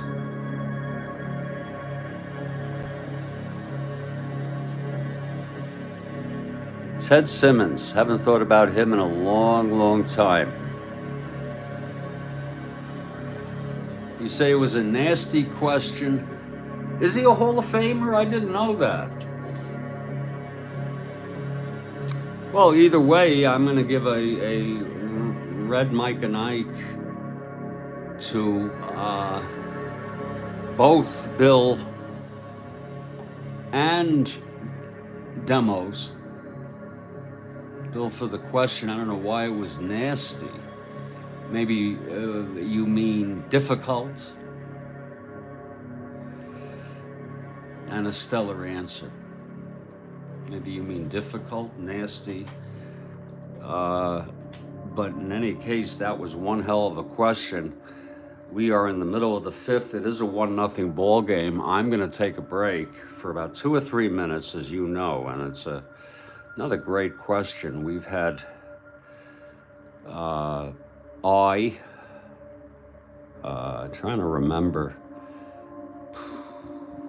Kathy's first question. Oh yeah, astrophysics. Oh, like a wicked curveball. Yeah, sure. Mike Jorgensen and Ted Simmons. I like to remember the answers. I'll be back in just a couple minutes. This is the Strat-O-Matic Network, and I am Jeffrey Guterman. Trying not to dwell on uncertainty right now.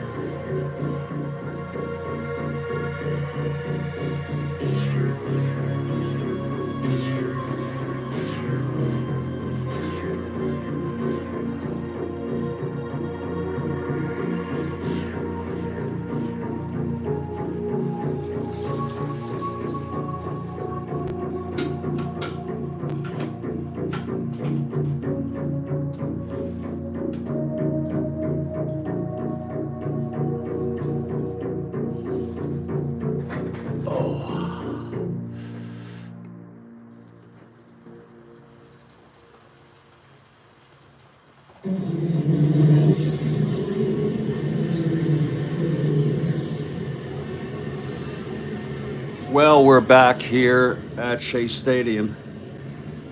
I just made another pot of coffee, just an 8 cup. It's probably good for about 2 mugs. Those are little tiny teacups, tiny tinies.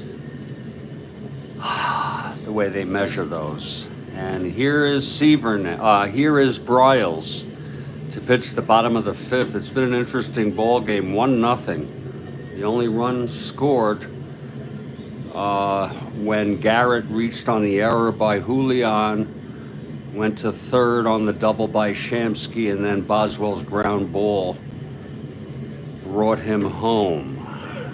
And it was an unearned run. The Cardinals threatened top of the 5th, but Seaver got out of it. It's going to be Garrett to lead it off here.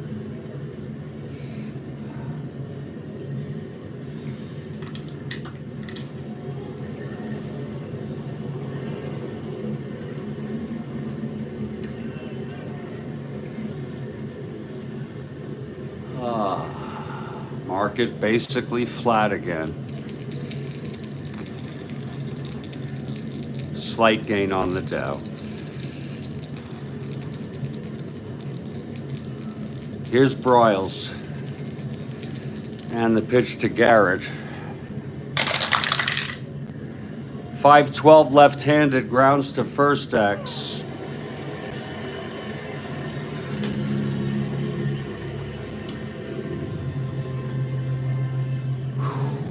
That is for Torrey, a 3-7.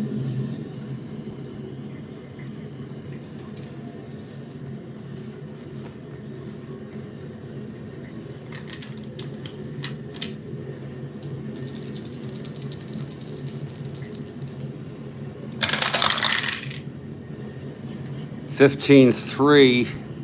He gets it on a G1.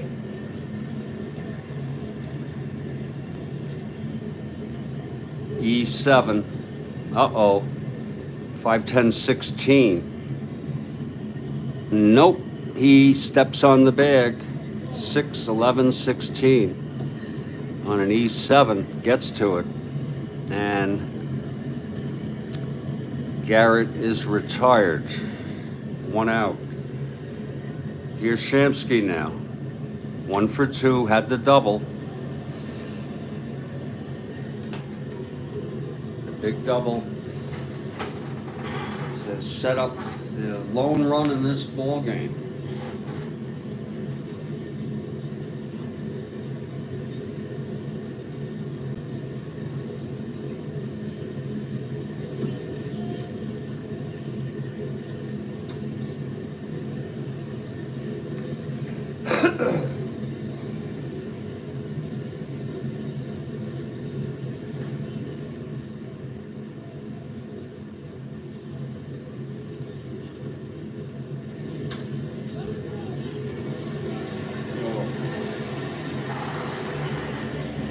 Okay, here's Shamsky now, left-handed hitter, Broyles. Broyles' first endurance inning is the 6th, Seaver the 8th. Here's the pitch to Shamsky now. 5-9 left-handed, fly ball left field, Brock under it. And he makes the catch, 2 outs. 5-9 left-handed. And here's Kenny Boswell. Walked and grounded back. I guess technically he got the run batted in. Grounded back to Broyles. Was not in a position to throw to the plate to get Garrett. It was hit to the right side of the infield.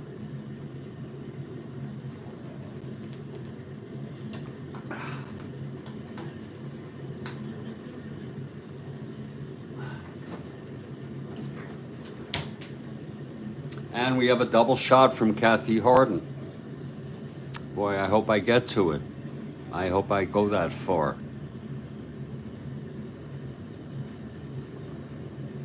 And that will be questions 2 and 3 for Kathy Harden.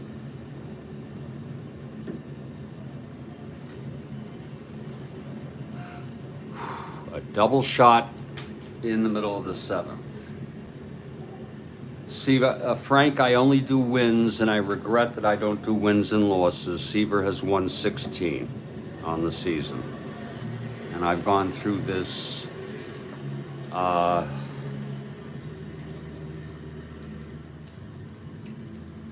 many times with people. I don't know if you're aware of it, but I started to do full stats at the beginning of the season. And it was so difficult for me. I made a decision and I said, you know, I'm just not up to doing it. So I decided I will do wins for pitchers and home runs for batters as a novelty. And I have accepted that. I just don't have the time or the patience.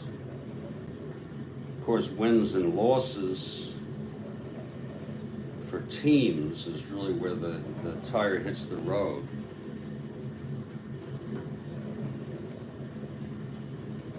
Just don't have it. And then, you know, you notice you start doing stats and then you make a mistake. And, you know, you got to go back and it's just so difficult.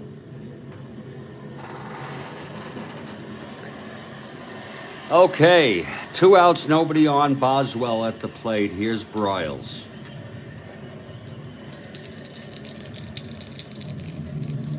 And the pitch to Boswell. 111, right-handed. Oh, he grounds it to first. And Torrey takes it to the bag.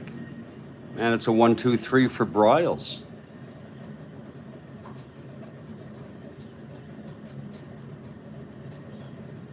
Oh, they're so time-consuming, Frank.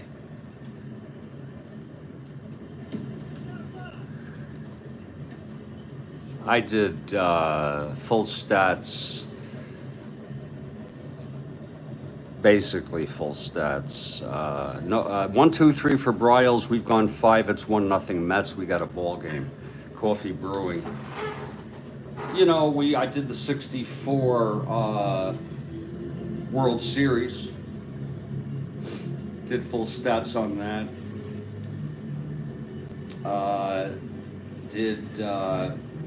Added losses to wins and losses for the 1911 replay, which is in suspension right now.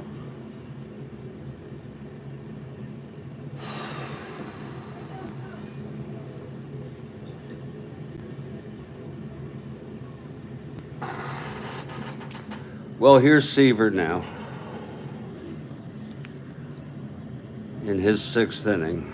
We have a double shot from Kathy during the 7th inning stretch.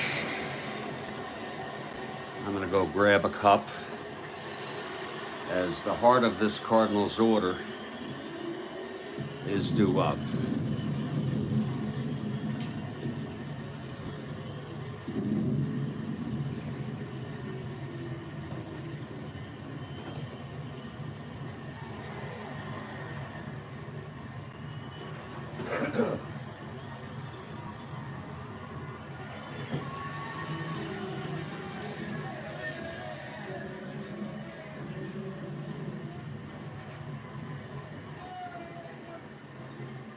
Oh boy.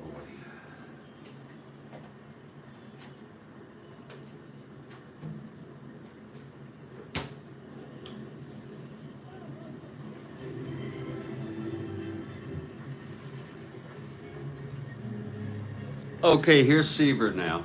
And Flood will lead it off. He's 1 for 2.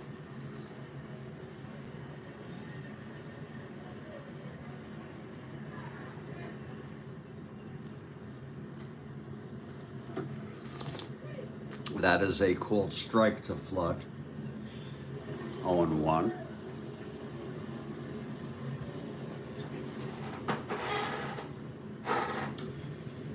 Fouled back.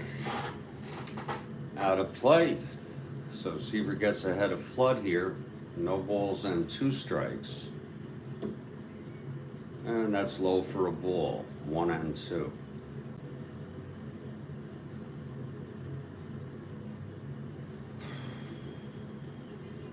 I don't have to worry. That's also low and outside. 2 balls and 2 strikes on Flood. I don't have to worry about uncertainty and what will be. What will be, will be. And I'll deal with it no matter what. Why worry?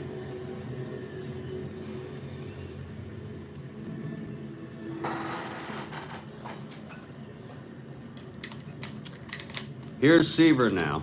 2 balls, 2 strikes on Flood. And the pitch to Flood. That's 2-4. Grounds it to third. Garrett, he's got it. Throws it to Eddie Kranepool, and that's 1 away.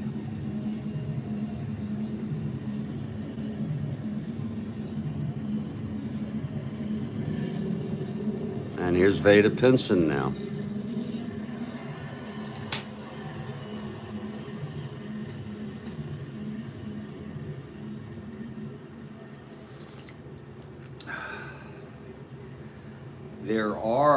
Here's a Strat-O-Matic trivia question.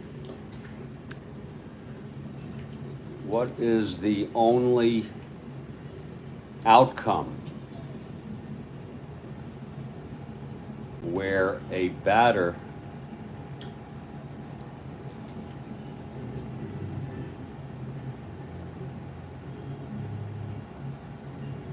I should say where a pitcher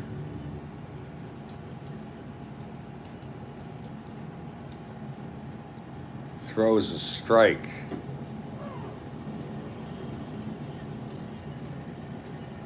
That's just an impromptu. What is the only outcome in Strat-O-Matic where a pitcher throws a strike? It's actually an outcome. When I say outcome, of course, you know, that's therapy, self-therapy, self-help, Frank. Just talking to myself about the not worry. What will be, will be. It doesn't help. I've been a worrier my whole freaking life. And it's a painful condition. Does anybody know the outcome?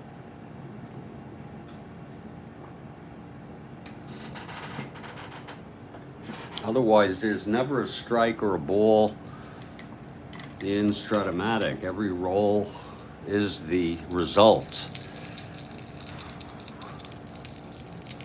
I mean, you have pass ball, and the current batter resumes. You have a wild pitch, I guess.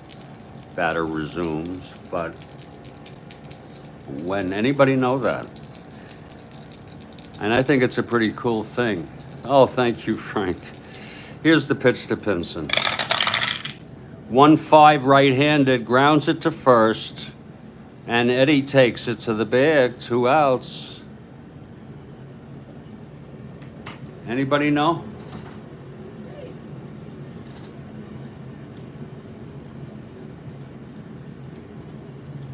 Anybody want the answer? No, it's not on a stolen base, no. No. And I'm pretty sure it's right. It's right.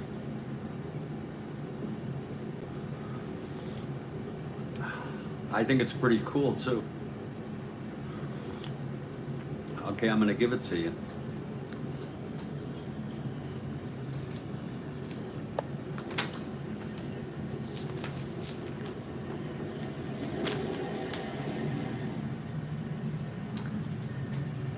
It's on a bunt.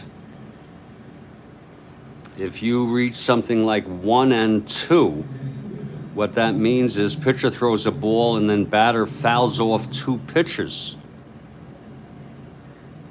Now, those are foul balls.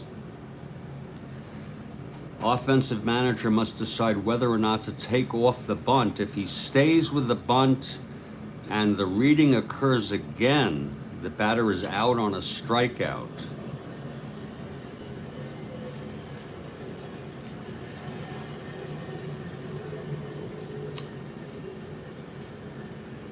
I mean, a foul ball is a strike. So there's 2, actually.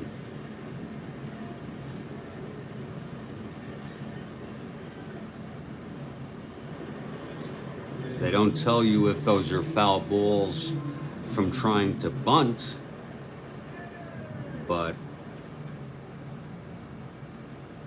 those are strikes, the first 2. And then if he stays with it and you get the same reading and fouls it off, as you would know on a 2-strike bunt foul, that is a strike 3. And that's your answer right there. Yeah. And we welcome Strat-O-Matic trivia questions. Okay, here's Torrey now. 2 outs, nobody on.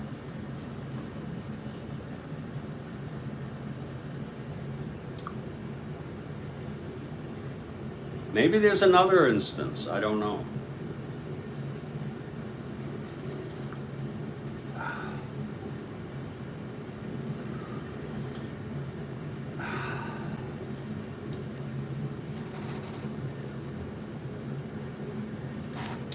I mean, technically, if someone is attempting a steal, sometimes a batter will intentionally swing to block the catcher, but that isn't denoted in Strat-O-Matic. Or a hit and run. Here's Seaver now, facing Torrey, 0 for 2, and the pitch. 3-8 right-handed, grounds it to Harrelson at short. He fields it beautifully. Just beautifully. And he throws it to Kranepool. And it's a 1-2-3 for Seaver after he got in trouble in the 5th. And we're heading to the bottom of the 6th. It's a 1-0 game. And Lord, I'll tell you, Seaver being very, very tough today.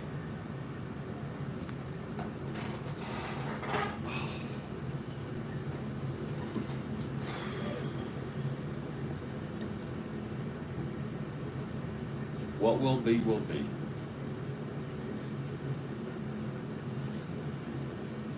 And all of the uncertainties will be resolved. I'm confident. All the questions will be resolved. Oh.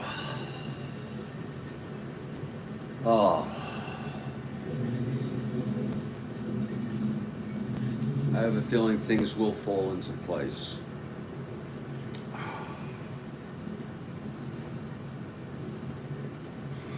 Properly into place.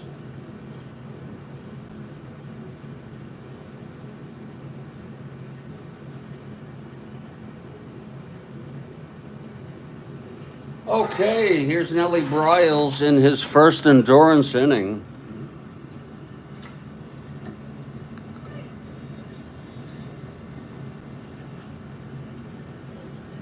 Horner and Washburn pitched in this game in real world. I'm not sure if Washburn is eligible. We'd have to check if he pitched on the 20th. Horner, their best reliever, pitched. It was a 3-1 win by the Mets. And here's Eddie Kranepool leading it off. Seaver got inspired by taking the shore out on the bunt. Yeah, no, that was a good call. That was a good call, Demos.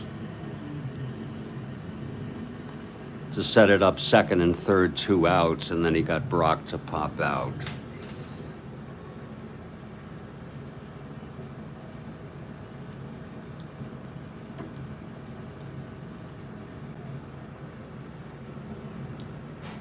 And poor Tom Seavers died. That's just unbelievable when you think about that, you know? Here's Kranepool now.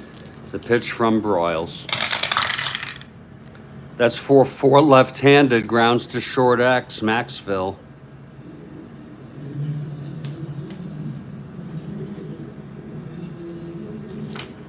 .227, he already made an error, a throwing error. Didn't result in a run or anything. Maxville, 227.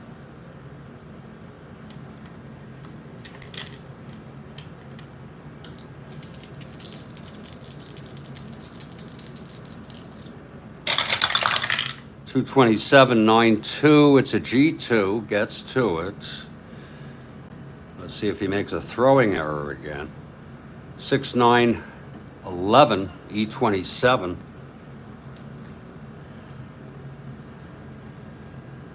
No, he throws him out. So Maxville gets that ground ball by Kranepool, 1 down. And here's Ron Swoboda. You remember Seaver? Do you remember his personality, anybody? Anybody at all? Very, very, I don't know what the word would be.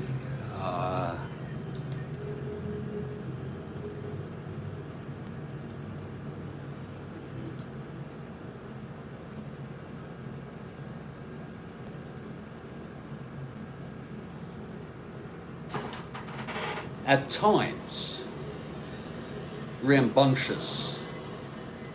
At times I would find him rambunctious, very, very exuberant,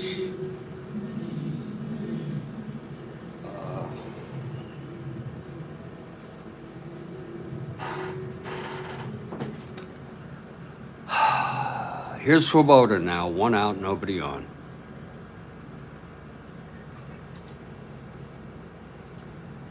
Poor Nancy, his wife. She must miss him. She suffered along with him while he was, I forgot what it was, what condition he had. I think it was a dementia.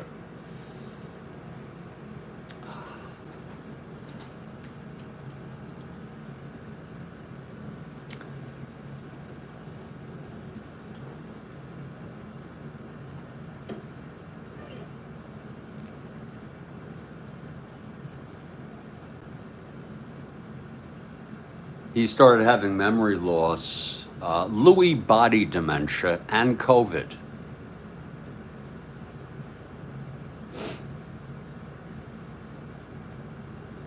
So sad. Lewy body dementia.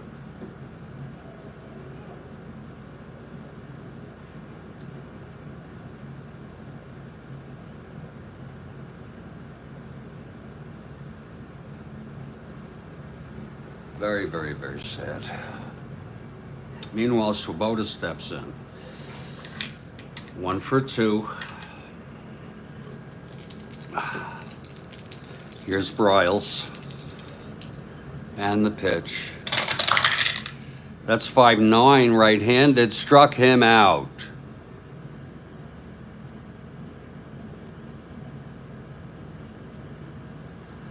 And that's the 6th strikeout.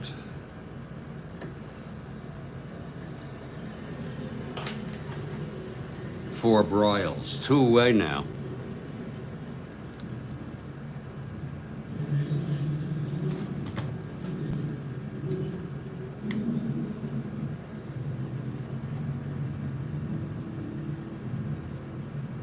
And Jerry Grody. The late Jerry Grody.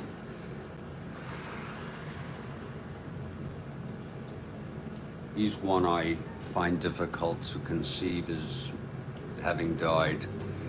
Some people you're just not, you know, respiratory failure.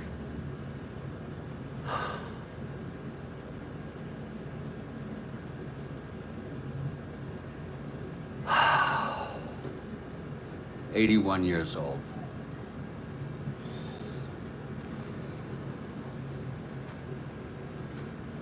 Here's Grody now.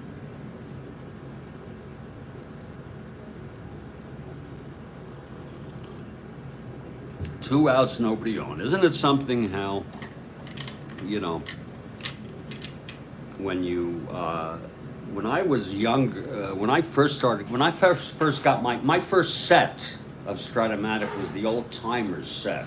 Do any of you remember that? And they were all dead, basically. I mean, there were some who were alive. DiMaggio, Musial. I mean, but many, if not most, were dead, especially those earlier teams. But then when you got, you know, when my first current set that I purchased was the 70s set. I had played the 69 set with my friends, but I didn't have it. I got the 70 teams, and they're all alive. Was he a broadcaster analyst? I didn't know that. And now we're playing the 69, and so many have passed away.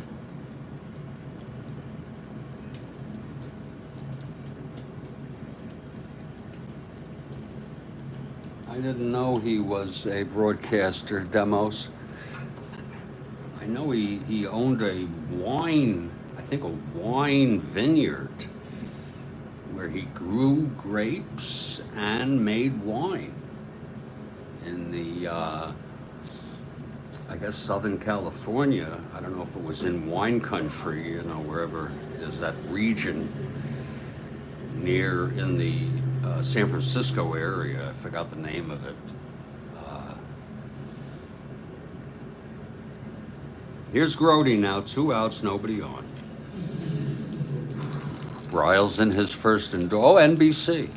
Okay. Well, he's very, you know, I don't know if rambunctious is the right word because, you know, oh, really? Because you know, maybe that's a little strong. He was very, God, I find it hard to, very exuberant. Maybe exuberant at times. I'm sure he wasn't that way 24 hours a day. But yeah, very energized.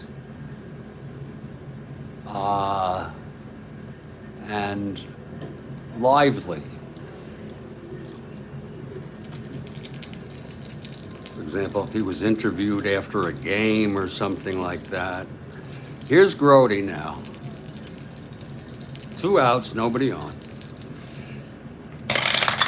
Pitch from Bryles, 5-6 right-handed, grounds it to third for Shannon.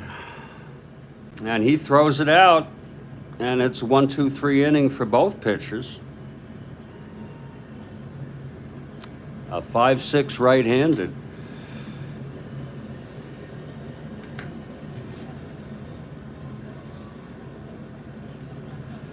And we've gone 6. It's a 1-0 ball game. Quite a game. And let's give credit to Bryles. He's gotten into trouble a couple times. Few times, and got out of it, but once he didn't, and it's that one run that came in. That was your first stat? Oh, you have about half the cards. Do you remember that? That was the last year. And we have a double shot coming up after this half inning, folks. Just to let you know, Seaver will start his 7th. That was the last year, Bill, 1970, when it was only basic. You probably remember that. You know, and 71 set came out. Again, when I say that, the 70 meaning corresponding to the 1970 season, which it usually came out in December, which was pretty quick. And the 71 season, the year of the Pirates beating the Orioles, and you had advanced, and I was thrilled with it. Yeah, I was thrilled with advanced. I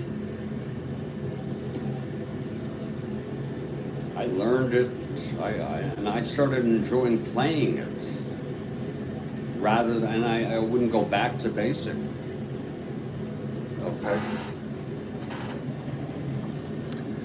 Okay, it's going to be McCarver, Shannon, and Julian here in the top of the 7th before we hit our 7th inning stretch break. Yeah, that was the 70 season.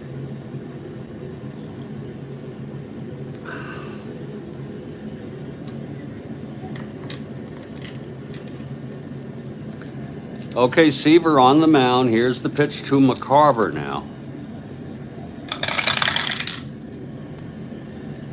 That's 3-5 right-handed, fly ball right for Swoboda, and he makes the catch. 3-5 right-handed. And notice that the Mets in this game, as I said, and I use it as a guideline. Davalillo pinch hit from Del Maxville toward the end of the game after Maxwell had 2 at-bats already. Al Weiss came in to play second for Boswell, and Amos Otis came in to play left for Shamsky.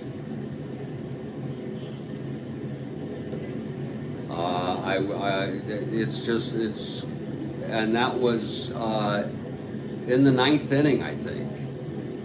Shamsky already had 4 at-bats. Boswell had 3 at-bats. And Al Weiss was batting cleanup. So I'll keep an eye on that. And we would hit for Maxville too. Here's McCarver. I'm sorry, Shannon. McCarver just flew out to right. Yeah, 70 was the last year of only basic one-sided cards.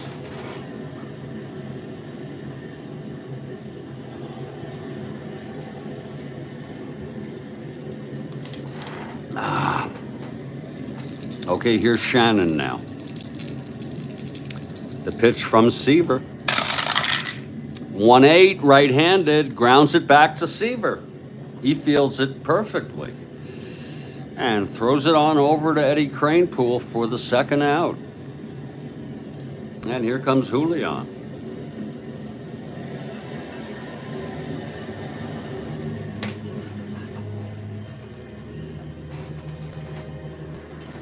A 1-8, right-handed. And here's Julian now.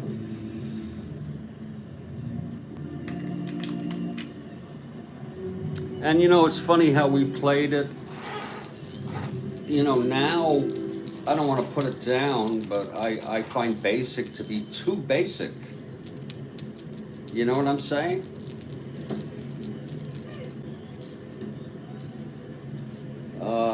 I don't know other way to put it simply.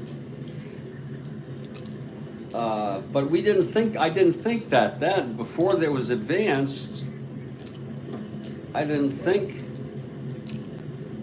of basic as being too basic.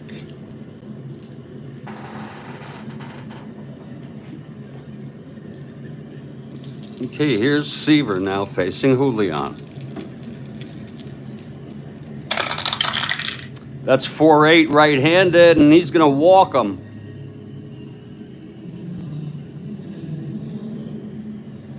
Boy, this is a tough situation here because the question I have, the stats, Frank, I would say they're not as accurate because you don't have lefty-righty.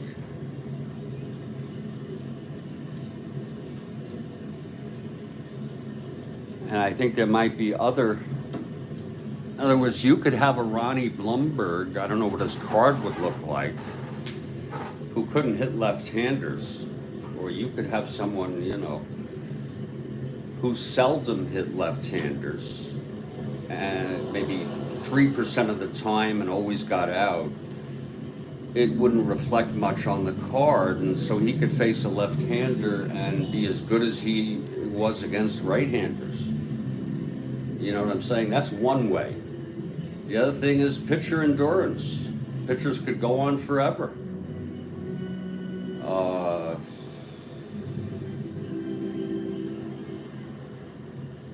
You know, Now, I have a question, folks. Do I hit for Maxville? They pinch hit for him in real world, but then you have Bryles. If they're going to win this game and they need to win this game, maybe we will hit for Maxville. And it was, we have Ricketts, a switch hitter, but they used Vic Davalillo, who's just about as good, who is a left-handed hitter. So maybe I would use him. There's nobody else in this lineup. Anybody? And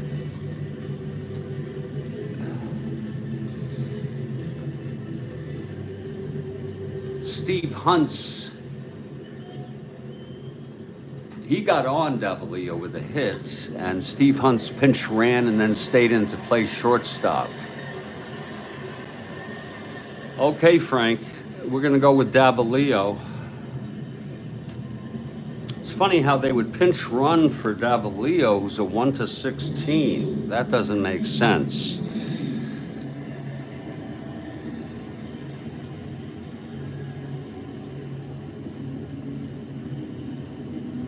So Davalillo will pinch hit. I mean, he's a 175 hitter. And coming into play short will be Hunt's.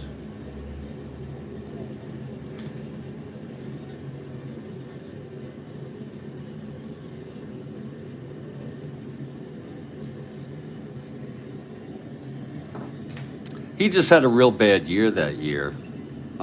He had better years hitting. He wasn't always this bad.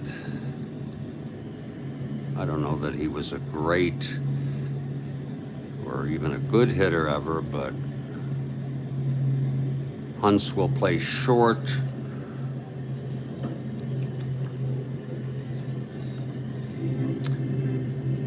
And Davalillo will pinch hit against Seaver.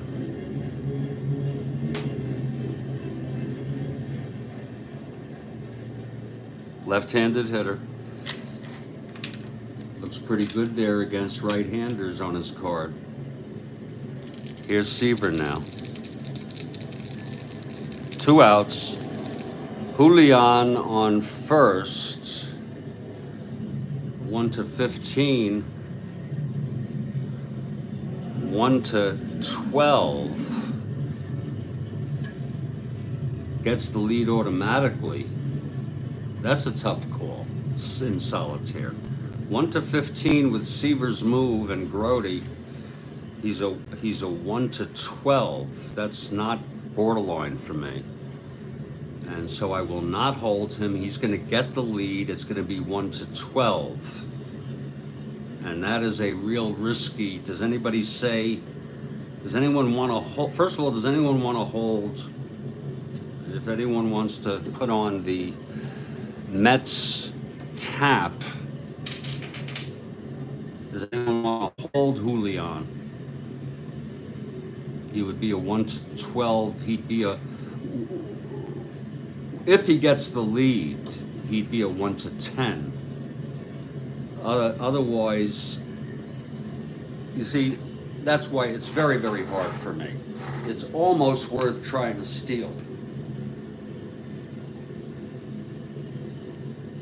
Anybody at all. Do we hold Julian to make him a 1-10? No hold. Okay. Now the question I have, we have the no hold. Bill Ivamy says steal. Okay.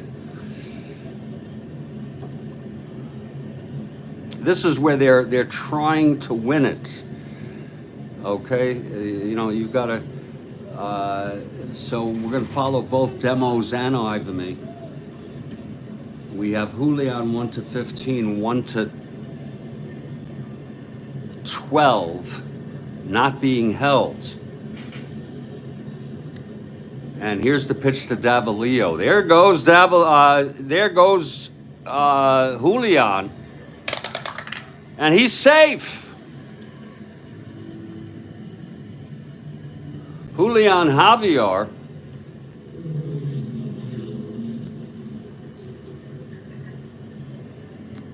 Safe by a mile.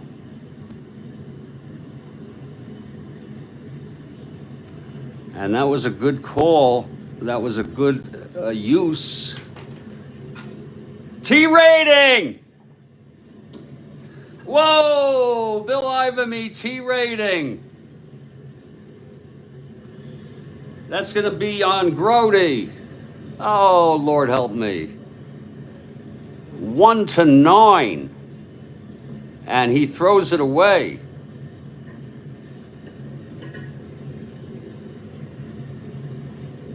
Right? And he does. It's an error.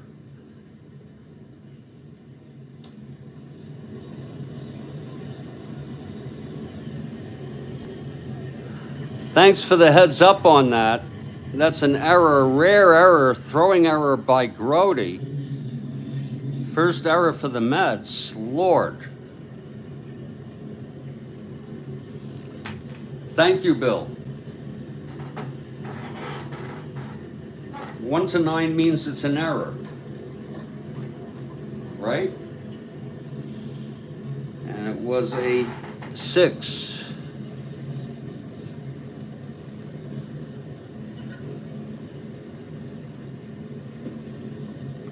That's 1-9 is the error, not the non-error. And now it's Vic Davalillo with 2 outs, clutch situation. And Javier with a tying run at third. Okay, here's Seaver now. Whew. Good. Base hit could bring him home.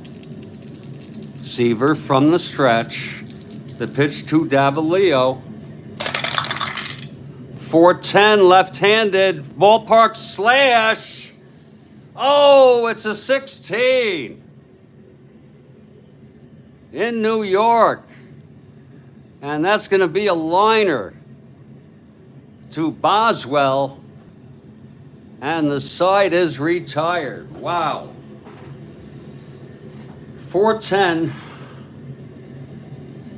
left-handed. Ballpark slash there. And it was a 16. And as you can see, it's a 1-6. That's a rough infield. That's a a liner. And the side is retired. And Steve Huntz will be the new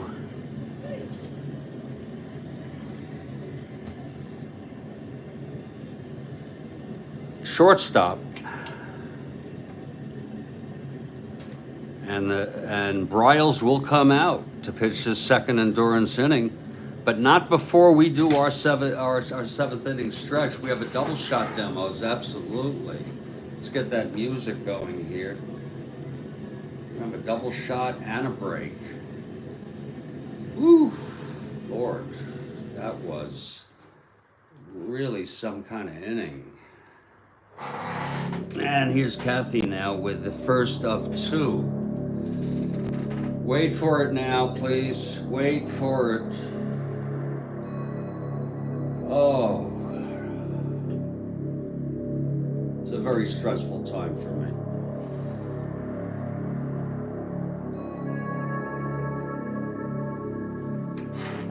There it is. To get a really random order of cards when you shuffle, mathematicians have come up with this number, concluding no advantage to shuffling any more than this amount, 1 to 10.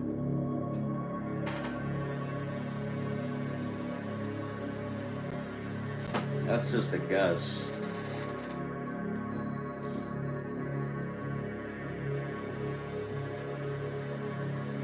To get a really random,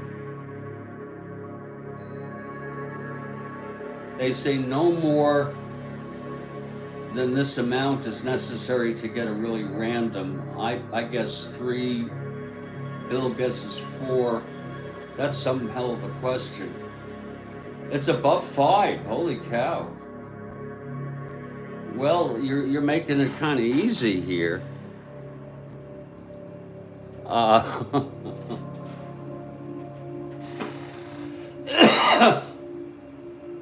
think it's 6. Demo says 7. That's a lot of shuffles. Demos gets it. Wow. Great question. Great answer. Whew. Lord help me.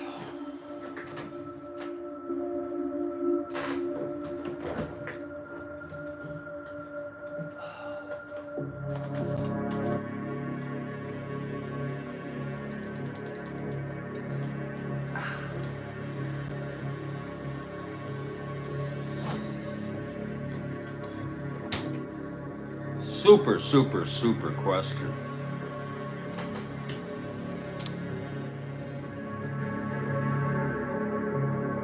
And a super answer from Demos. 7, lucky 7. Well, we're going to get a second one here from Kathy Harden here. Now you wait for it now.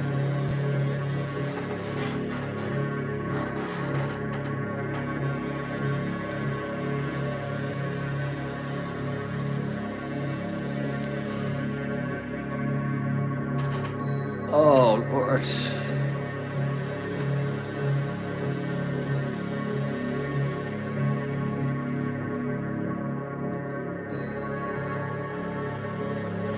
Wait for it.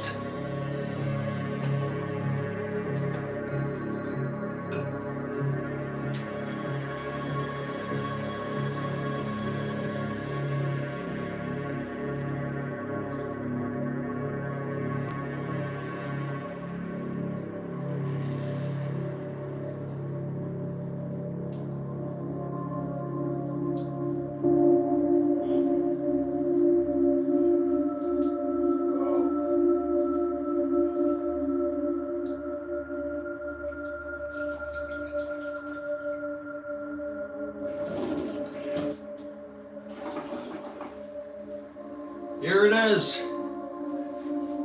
This Beatles song was written originally for Tim Leary's gubernatorial campaign in California, which ended with Leary jailed for pot. Now,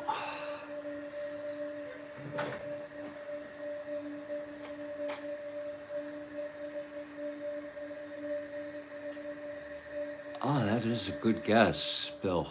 I was going to say Give Peace a Chance, but that was not a Beatles song. That was Lennon. Oh, you got me stumped.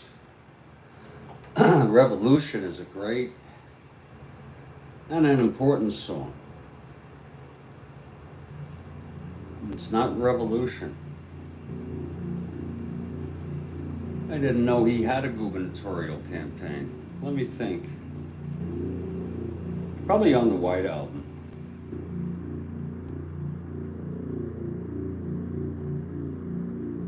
Well,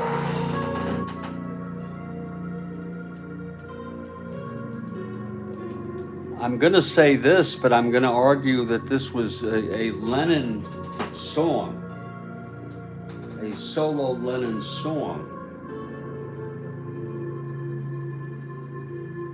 No, it's not Give Peace a Chance.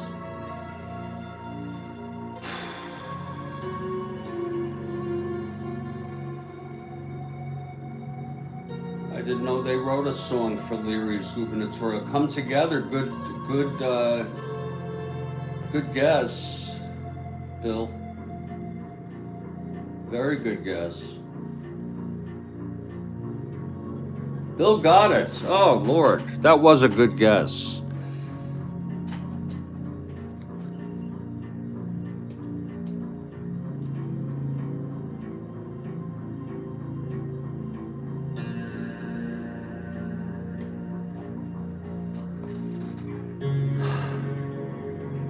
Super question. I never heard that before either. I've heard different things. You know, that Paul warned him that he might be plagiarizing a line or something. I don't know which one it is. Here Come Old Flat Top from Chuck Berry or something. And John said, no, it's a quote. But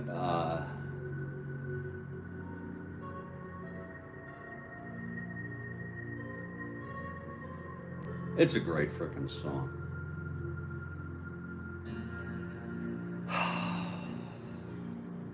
Boy, this game has wiped me out.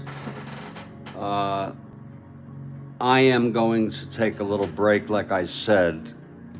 I'll be back in about 2 or 3 minutes. 2 great questions.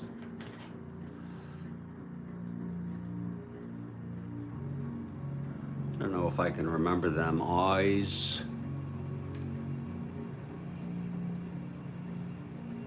Oh, God, I can't remember anymore.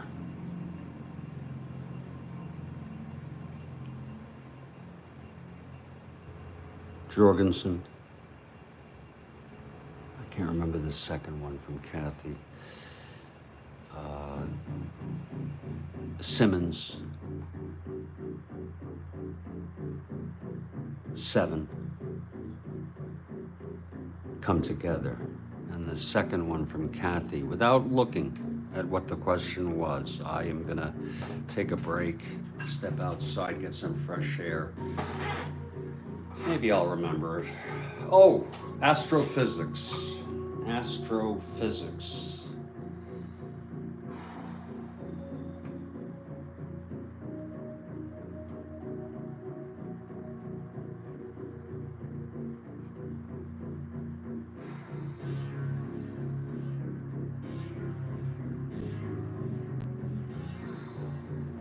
I'll be back in just a couple minutes, folks. 1-0 Mets, middle of the 7th.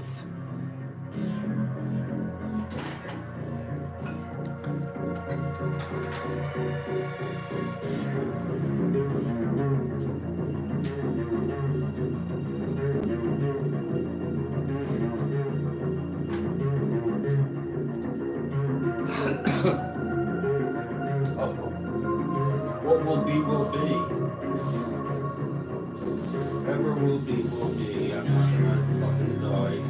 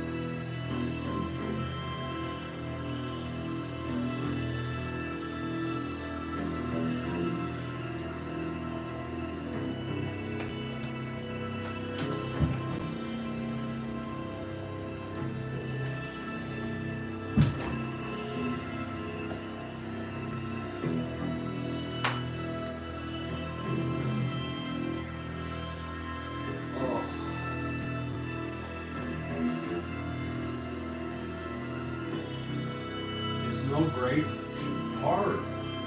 There's no great change. There's not that you can deal with it.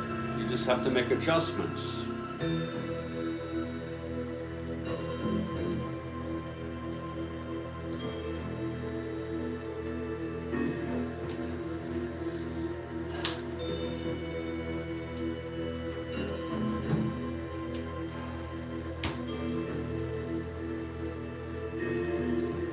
Just got to make adjustments.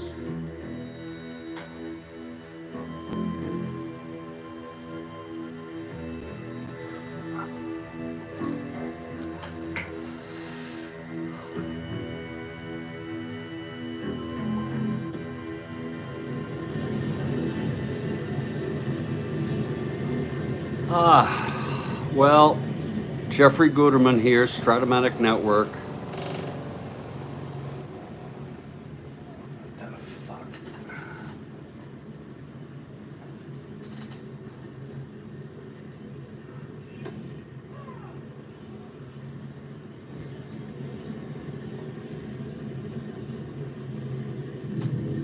Heading to the bottom of the 7th. That was a great double shot by Kathy. 7 come together.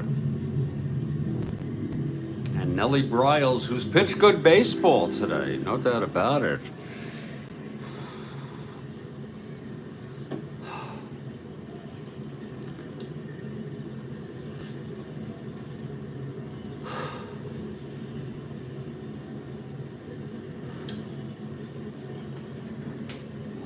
I'm going to take a Clonopin, Kathy. I just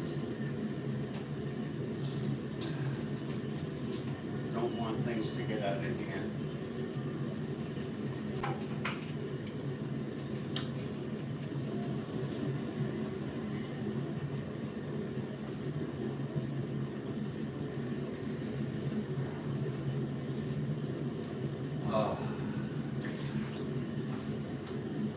I hate to have to be dependent on that.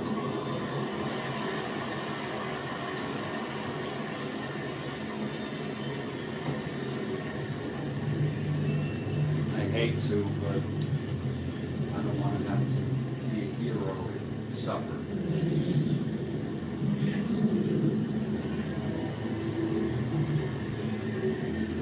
But this was a long time. This was almost 11 a.m. as opposed to the moment I get up. Okay, Nellie Bryles facing the Mets, bottom of the 7th. It's a 1-0 game, and Buddy Harrelson is the leadoff batter. It's with Seaver on deck. Mets trying to be spoilers here against the Cardinals, who are 3 1/2 game. They cannot afford to lose anything. If I recall, magic number 6 for the Pirates. Any combination. Okay, here's Bryles in his second endurance inning. The pitch to Harrelson. 2-7 right-handed, walked him.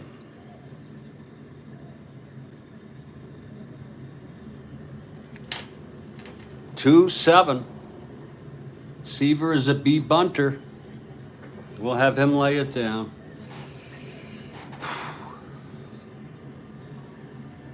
A 2-7 walk to Buddy Harrelson. And here comes Seaver, a B bunter. For those who don't know about, some people would say, well, wait a minute. Where does it say he's a B bunter? It says he's a C bunter. Well, in super advanced or advanced, they have a specialized bunting rating, so that's bypassed.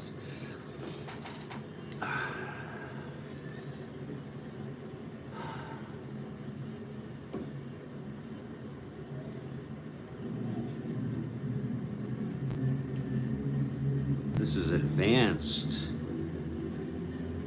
I guess it's super advanced then, this thing. In any case, Seaver is going to bunt a B. A Let's check out the infield here.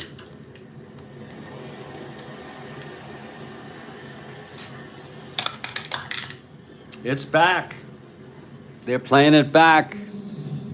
Mets trying to get an insurance run in a game where runs have been very hard to come by.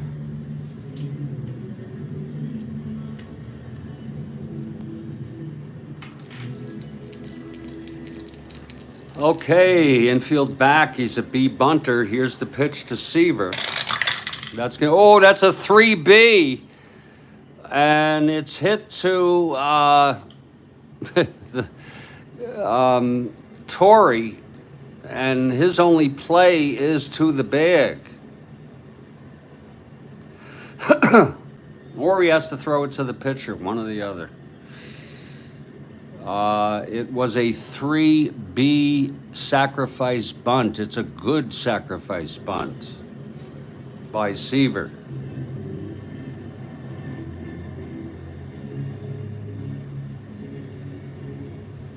And Harrelson goes to second.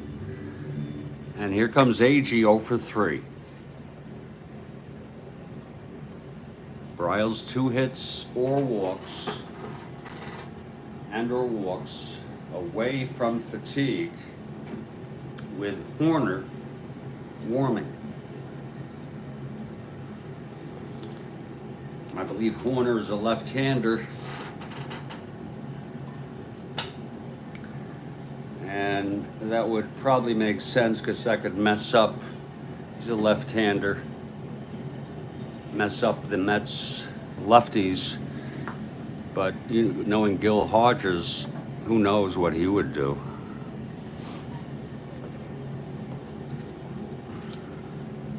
Okay, this game very close, 1-0. Bryles now from the stretch with Harrelson in scoring position.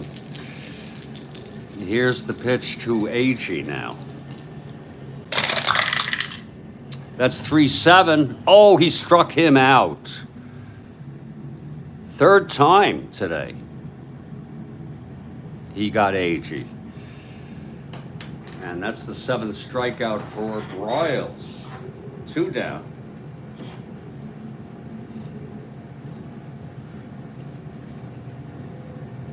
And here's Wayne Garrett.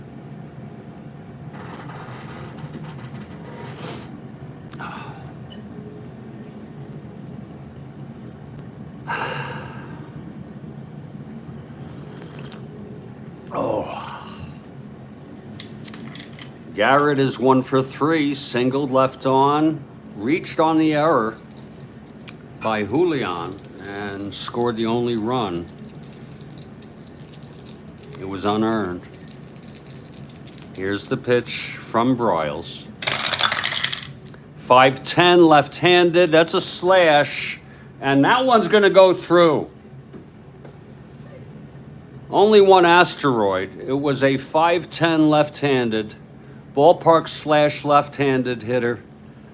Single 1-6, it's a 2. 1 asteroid though. And Harrelson goes to third and holds, and now suddenly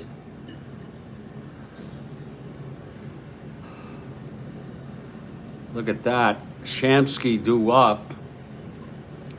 We could bring in Horner, the left-hander, but then Horner, then they need a pinch hitter in the 8th. Any suggestions? I'll see if Washburn is available.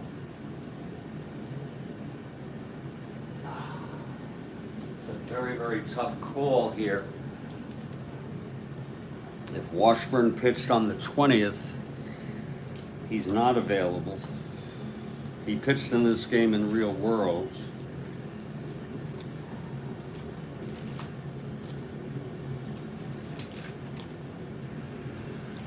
Oh.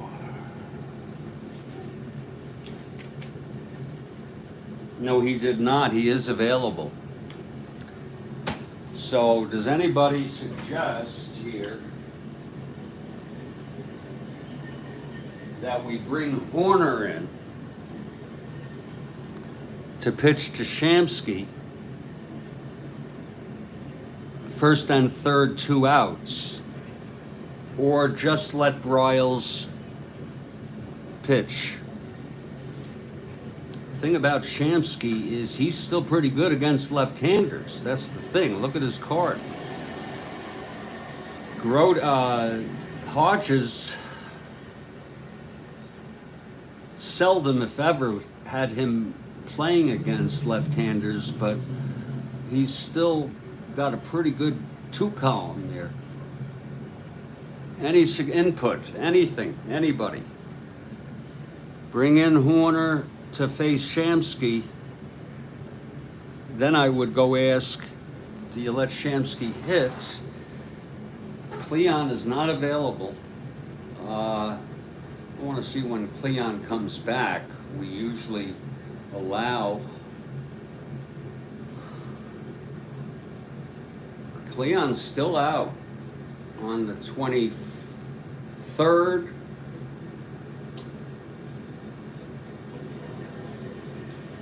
He comes back on the 24th.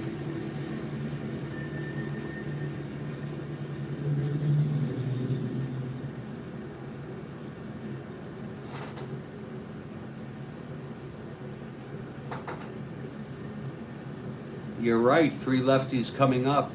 Do we bring in, is that a, what's the subtext to that, Joel Horlem? Is that bring in Horner?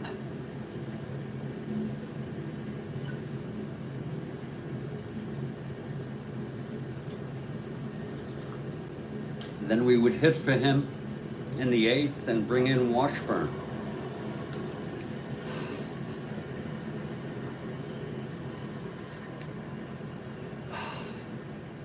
Anybody at all. Joel? You want to give a crack at that?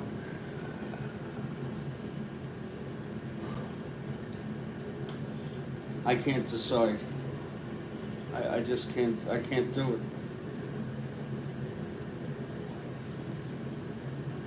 Because if Nellie Broyles allows something here, he actually has a better home run chance against lefties, Shamsky. I don't like to game the system. Horner to Shamsky. Okay, even though you're the Met fan, Kathy Harden, and that's it for Broyles. Then double switch. Okay, we'll get to the double switch here in a minute. Horner, thank you for that, Kathy, and thank you for the double switch notion. Wow. Broyles is coming out. He pitched 6 2/3. A pretty good baseball, very good baseball. 4 hits, 3 walks, struck out 7, has allowed 1 run. Well, we already took Maxville out. We have Hunson.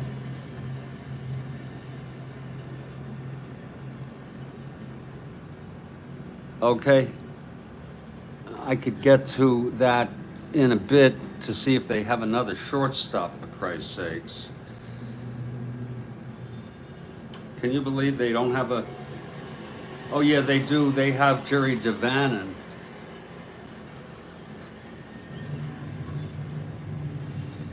We'll get to the double switch in a moment. Here's Horner coming in. He's a -6 hold. -4. Horner facing Shamsky. Now for you Met managers, do we let Shamsky hit? Because his card looks better than we would think. Even though if he landed on Horner's card, it might not be.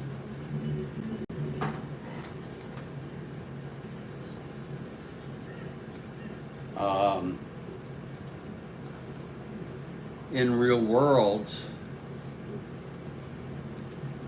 They did bring in Amos Otis to pinch run for Shamsky. Shamsky ended up facing Horner. Oh no, wait, that's a different game. I'm sorry. Here's the game. Yeah, Otis went into left. Shamsky hits against Horner. They let Shamsky hit against Horner. Well, let Shamsky hit, okay.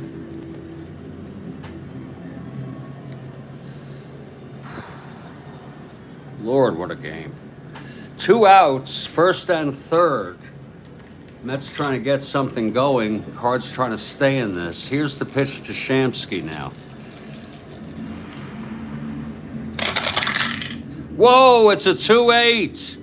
And it's a base hit. Oh, Harrelson scores. Garrett goes to third. And that'll be charged to Broyles, 2-0 Mets.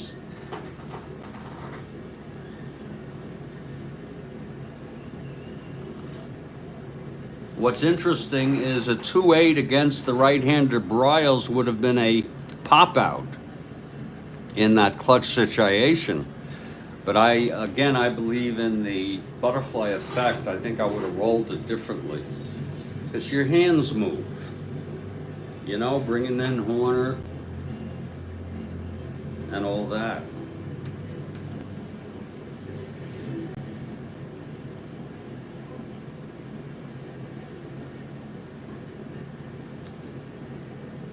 Oh, what a game.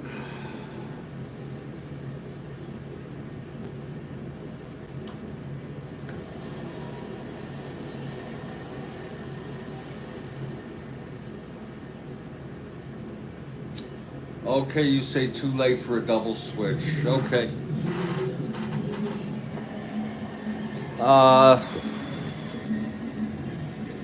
First and third, 2 outs, and here comes Boswell.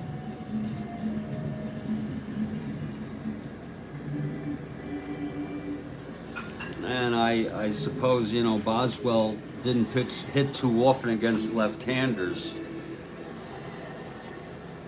Al Weiss came in real world for fielding purposes.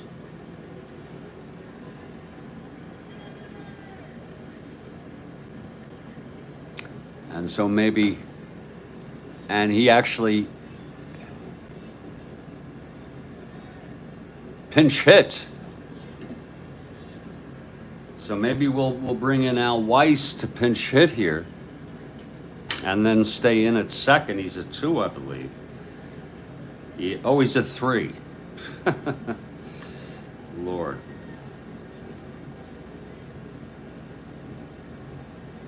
Maybe they thought he was a better fielder than he was.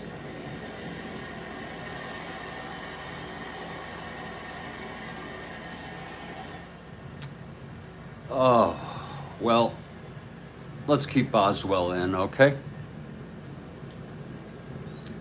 If there's any objections, let me know. You could bring in Weiss.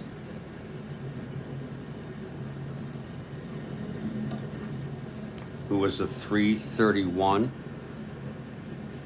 Boswell a 334. But he's a right-handed hitter.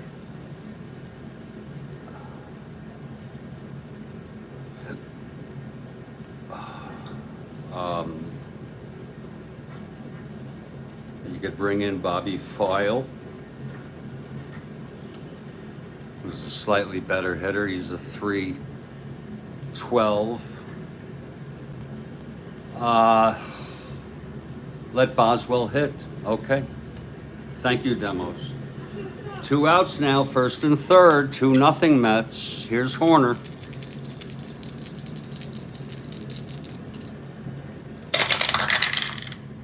Three-five left-handed. Oh, it's a clutch reversal. It's popped up. To the right side, Javier has it.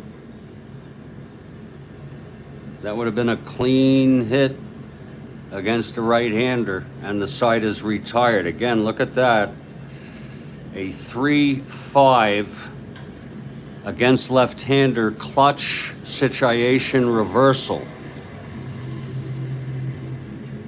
Left-hander will call him hitting that to the right side, and the side is retired. But a huge run for the Mets against a shutout pitching Tom Seaver.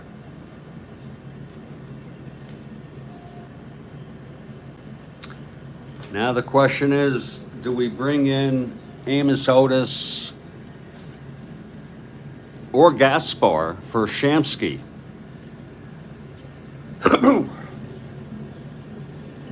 Anybody at all. I know it's only the 8th. Shamsky not due up, may not come up again. We have Amos Otis.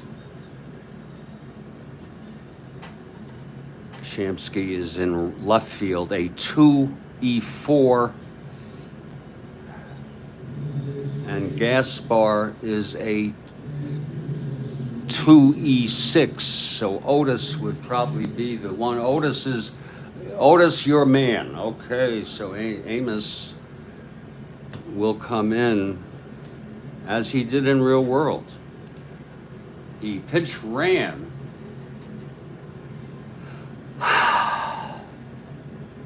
Actually, no, he just came into left field.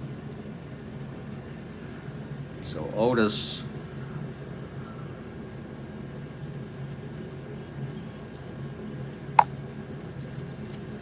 coming in to play left field here.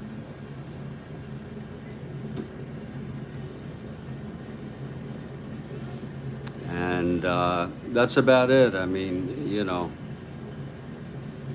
if you wanted to, you know, Garrett's a 2, you know, so I don't really see. Otis only hit 171, I believe. He didn't play too much. 151 in 93 at bats. Struck out a lot. Amos Otis was on this Mets team. I don't know if he was on the World Series roster. In any case, there's going to be a hitter for Horner. So Bryles ends up allowing 1 earned and 1 unearned. And Bryles comes in. He led up the big single to Shamsky.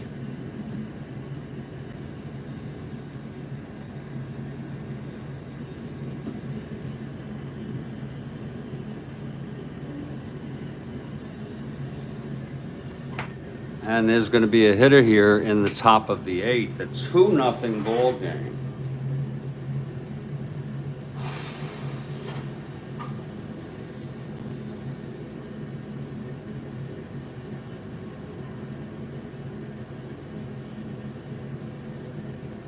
And Washburn, a right-hander, is a pretty good pitcher.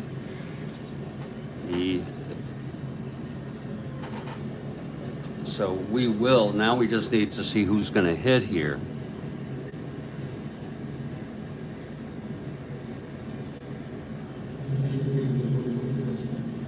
A +3, +5.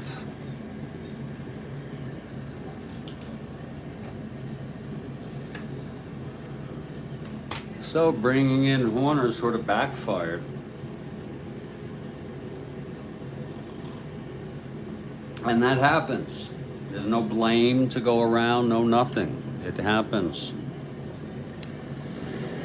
Now let's see who's going to hit against Seaver here to lead it off. Top of the 8th. They really have nobody of... they have Dave Ricketts, a switch hitter. I don't know if Ricketts has been playing, but we could use him out of license, poetic license. We could also look to see if we have any call-ups. Lord.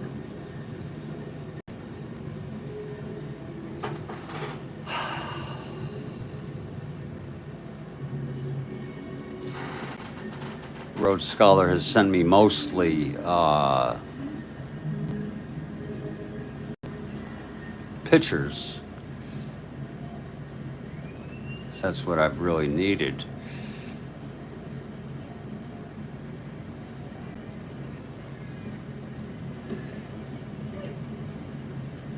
Santiago Guzman is a pitcher.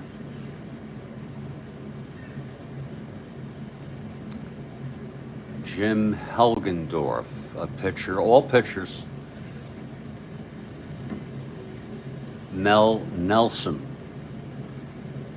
All pitchers.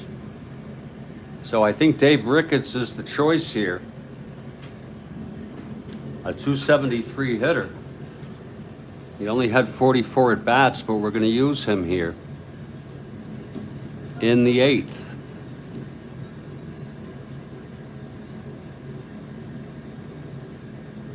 And I saw him used fairly recently in this in real world.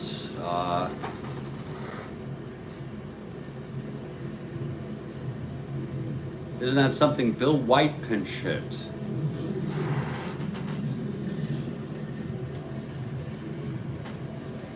Anybody interested? 211.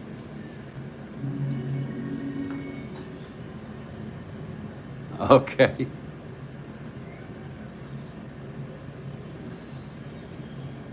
That was him at the end.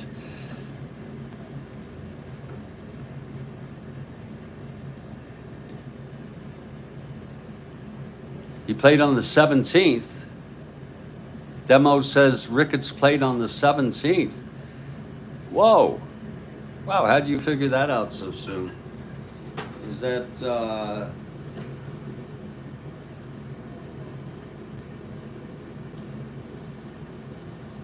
there's some sort of link you can find on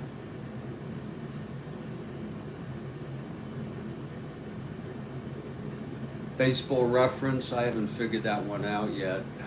Oh God, this is... Yeah, you are correct. He pinch hit on the 17th. That's close enough for me. So here's Ricketts. Seaver.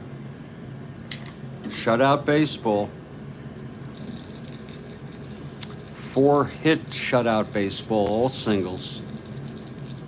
Here's the windup, the pitch to Ricketts. 4-11.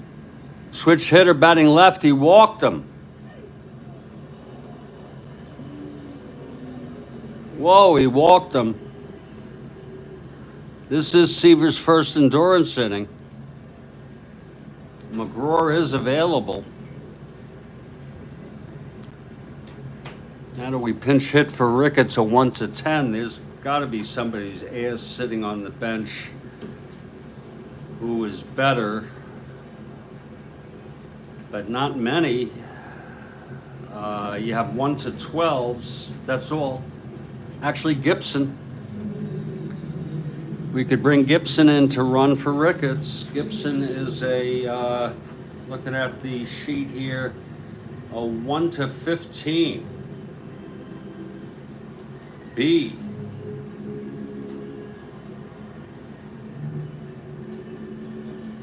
I think we'll pinch run with Gibson here. Okay.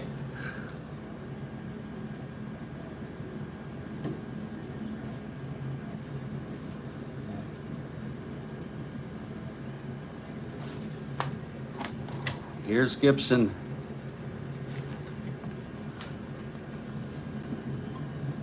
I think you can see that.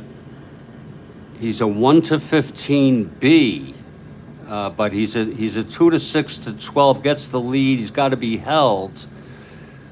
Oh boy, he's a good stealer. Wow.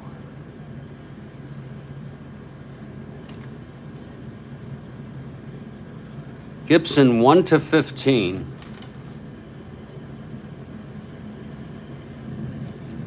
And just to let you all know here, I'll write it up here. He's a 2-6 and 12.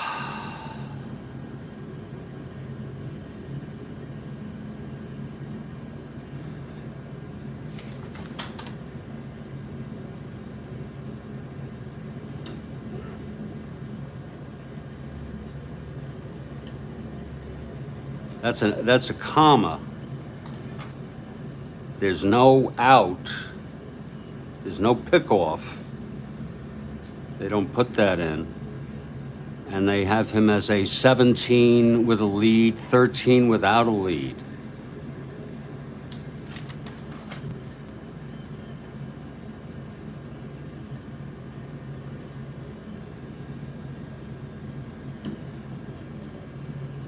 Thank you.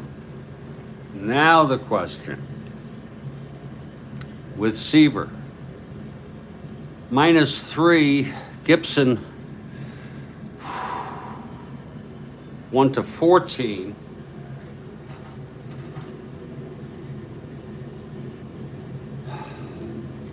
They're down by 2. Does anyone want to hold him?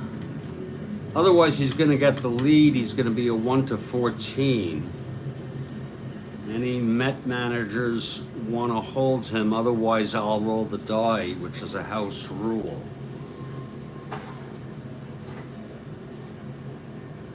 I'll roll the frickin' die with a house rule.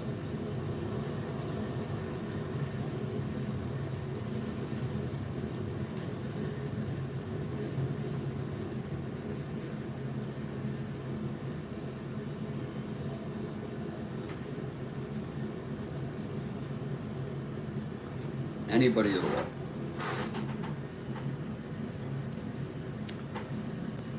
No hold. Okay, Bill. 1-14. Actually, Seaver -3, 1-14 with the lead.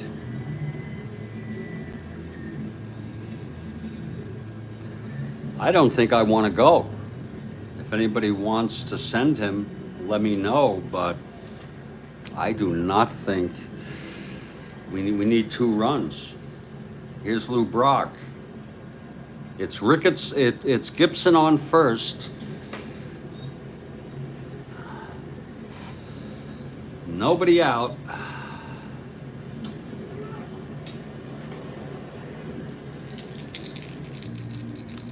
He's got the lead, not being held. Seaver from the stretch, the pitch to Brock. 1-7 right-handed, base hit. Gibson goes to third.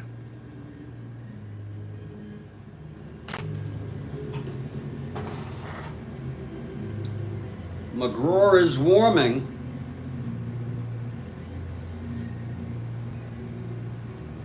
Couple lefties in there. And Seaver is 1 hit or walk away from fatigue, Kathy Harden. Woo! Lord, this life is just, I would assume he'd be the man to go to, folks. Because he is sufficiently rested. Taylor and DeLauro pitched last, Stenkuntz pitched last game. He's their closer, he's their man. And Kurt Flood, they're going to let Seaver pitch to Flood. First and third. It's Brock on first. Now Brock, 1-19, 1-16. I say let's hold him. Let's hold Brock. So you already got a 1 run. Anyone agree with that? 1-19, -3, 1-16. If not held.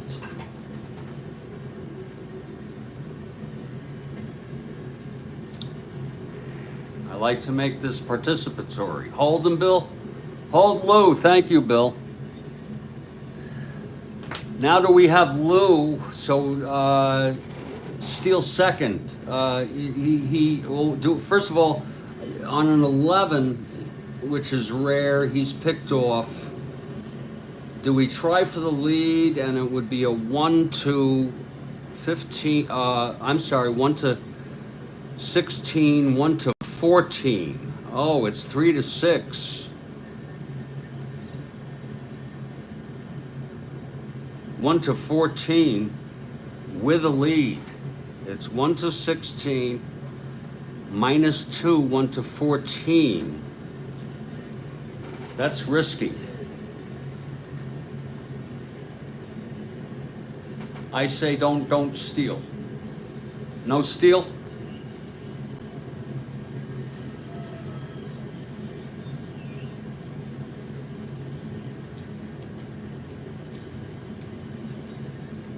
No attempt for lead. Just keep him on first, holding. Get an X chance with a pound, be a base hit. And Curt Flood coming up. Okay, he's not going to go. I just need to use the lavatory, if you don't mind. Quickly. First and third.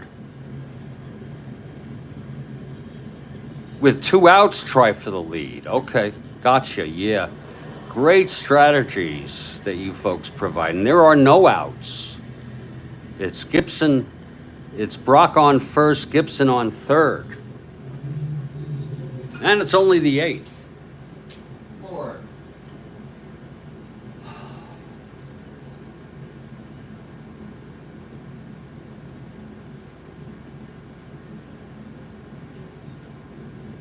What a game this has been.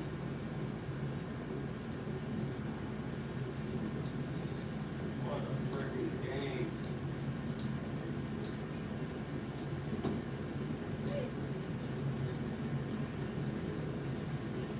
Oh.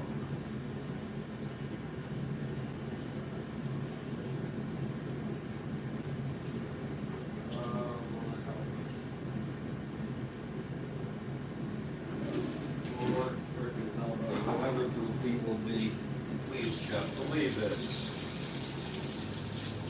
Believe it. And you will see it. Wait an out or two before the steal attempt. Joel Horlin. Thank you, Joel. Here's Curt Flood now. First and third, nobody out. Infield back.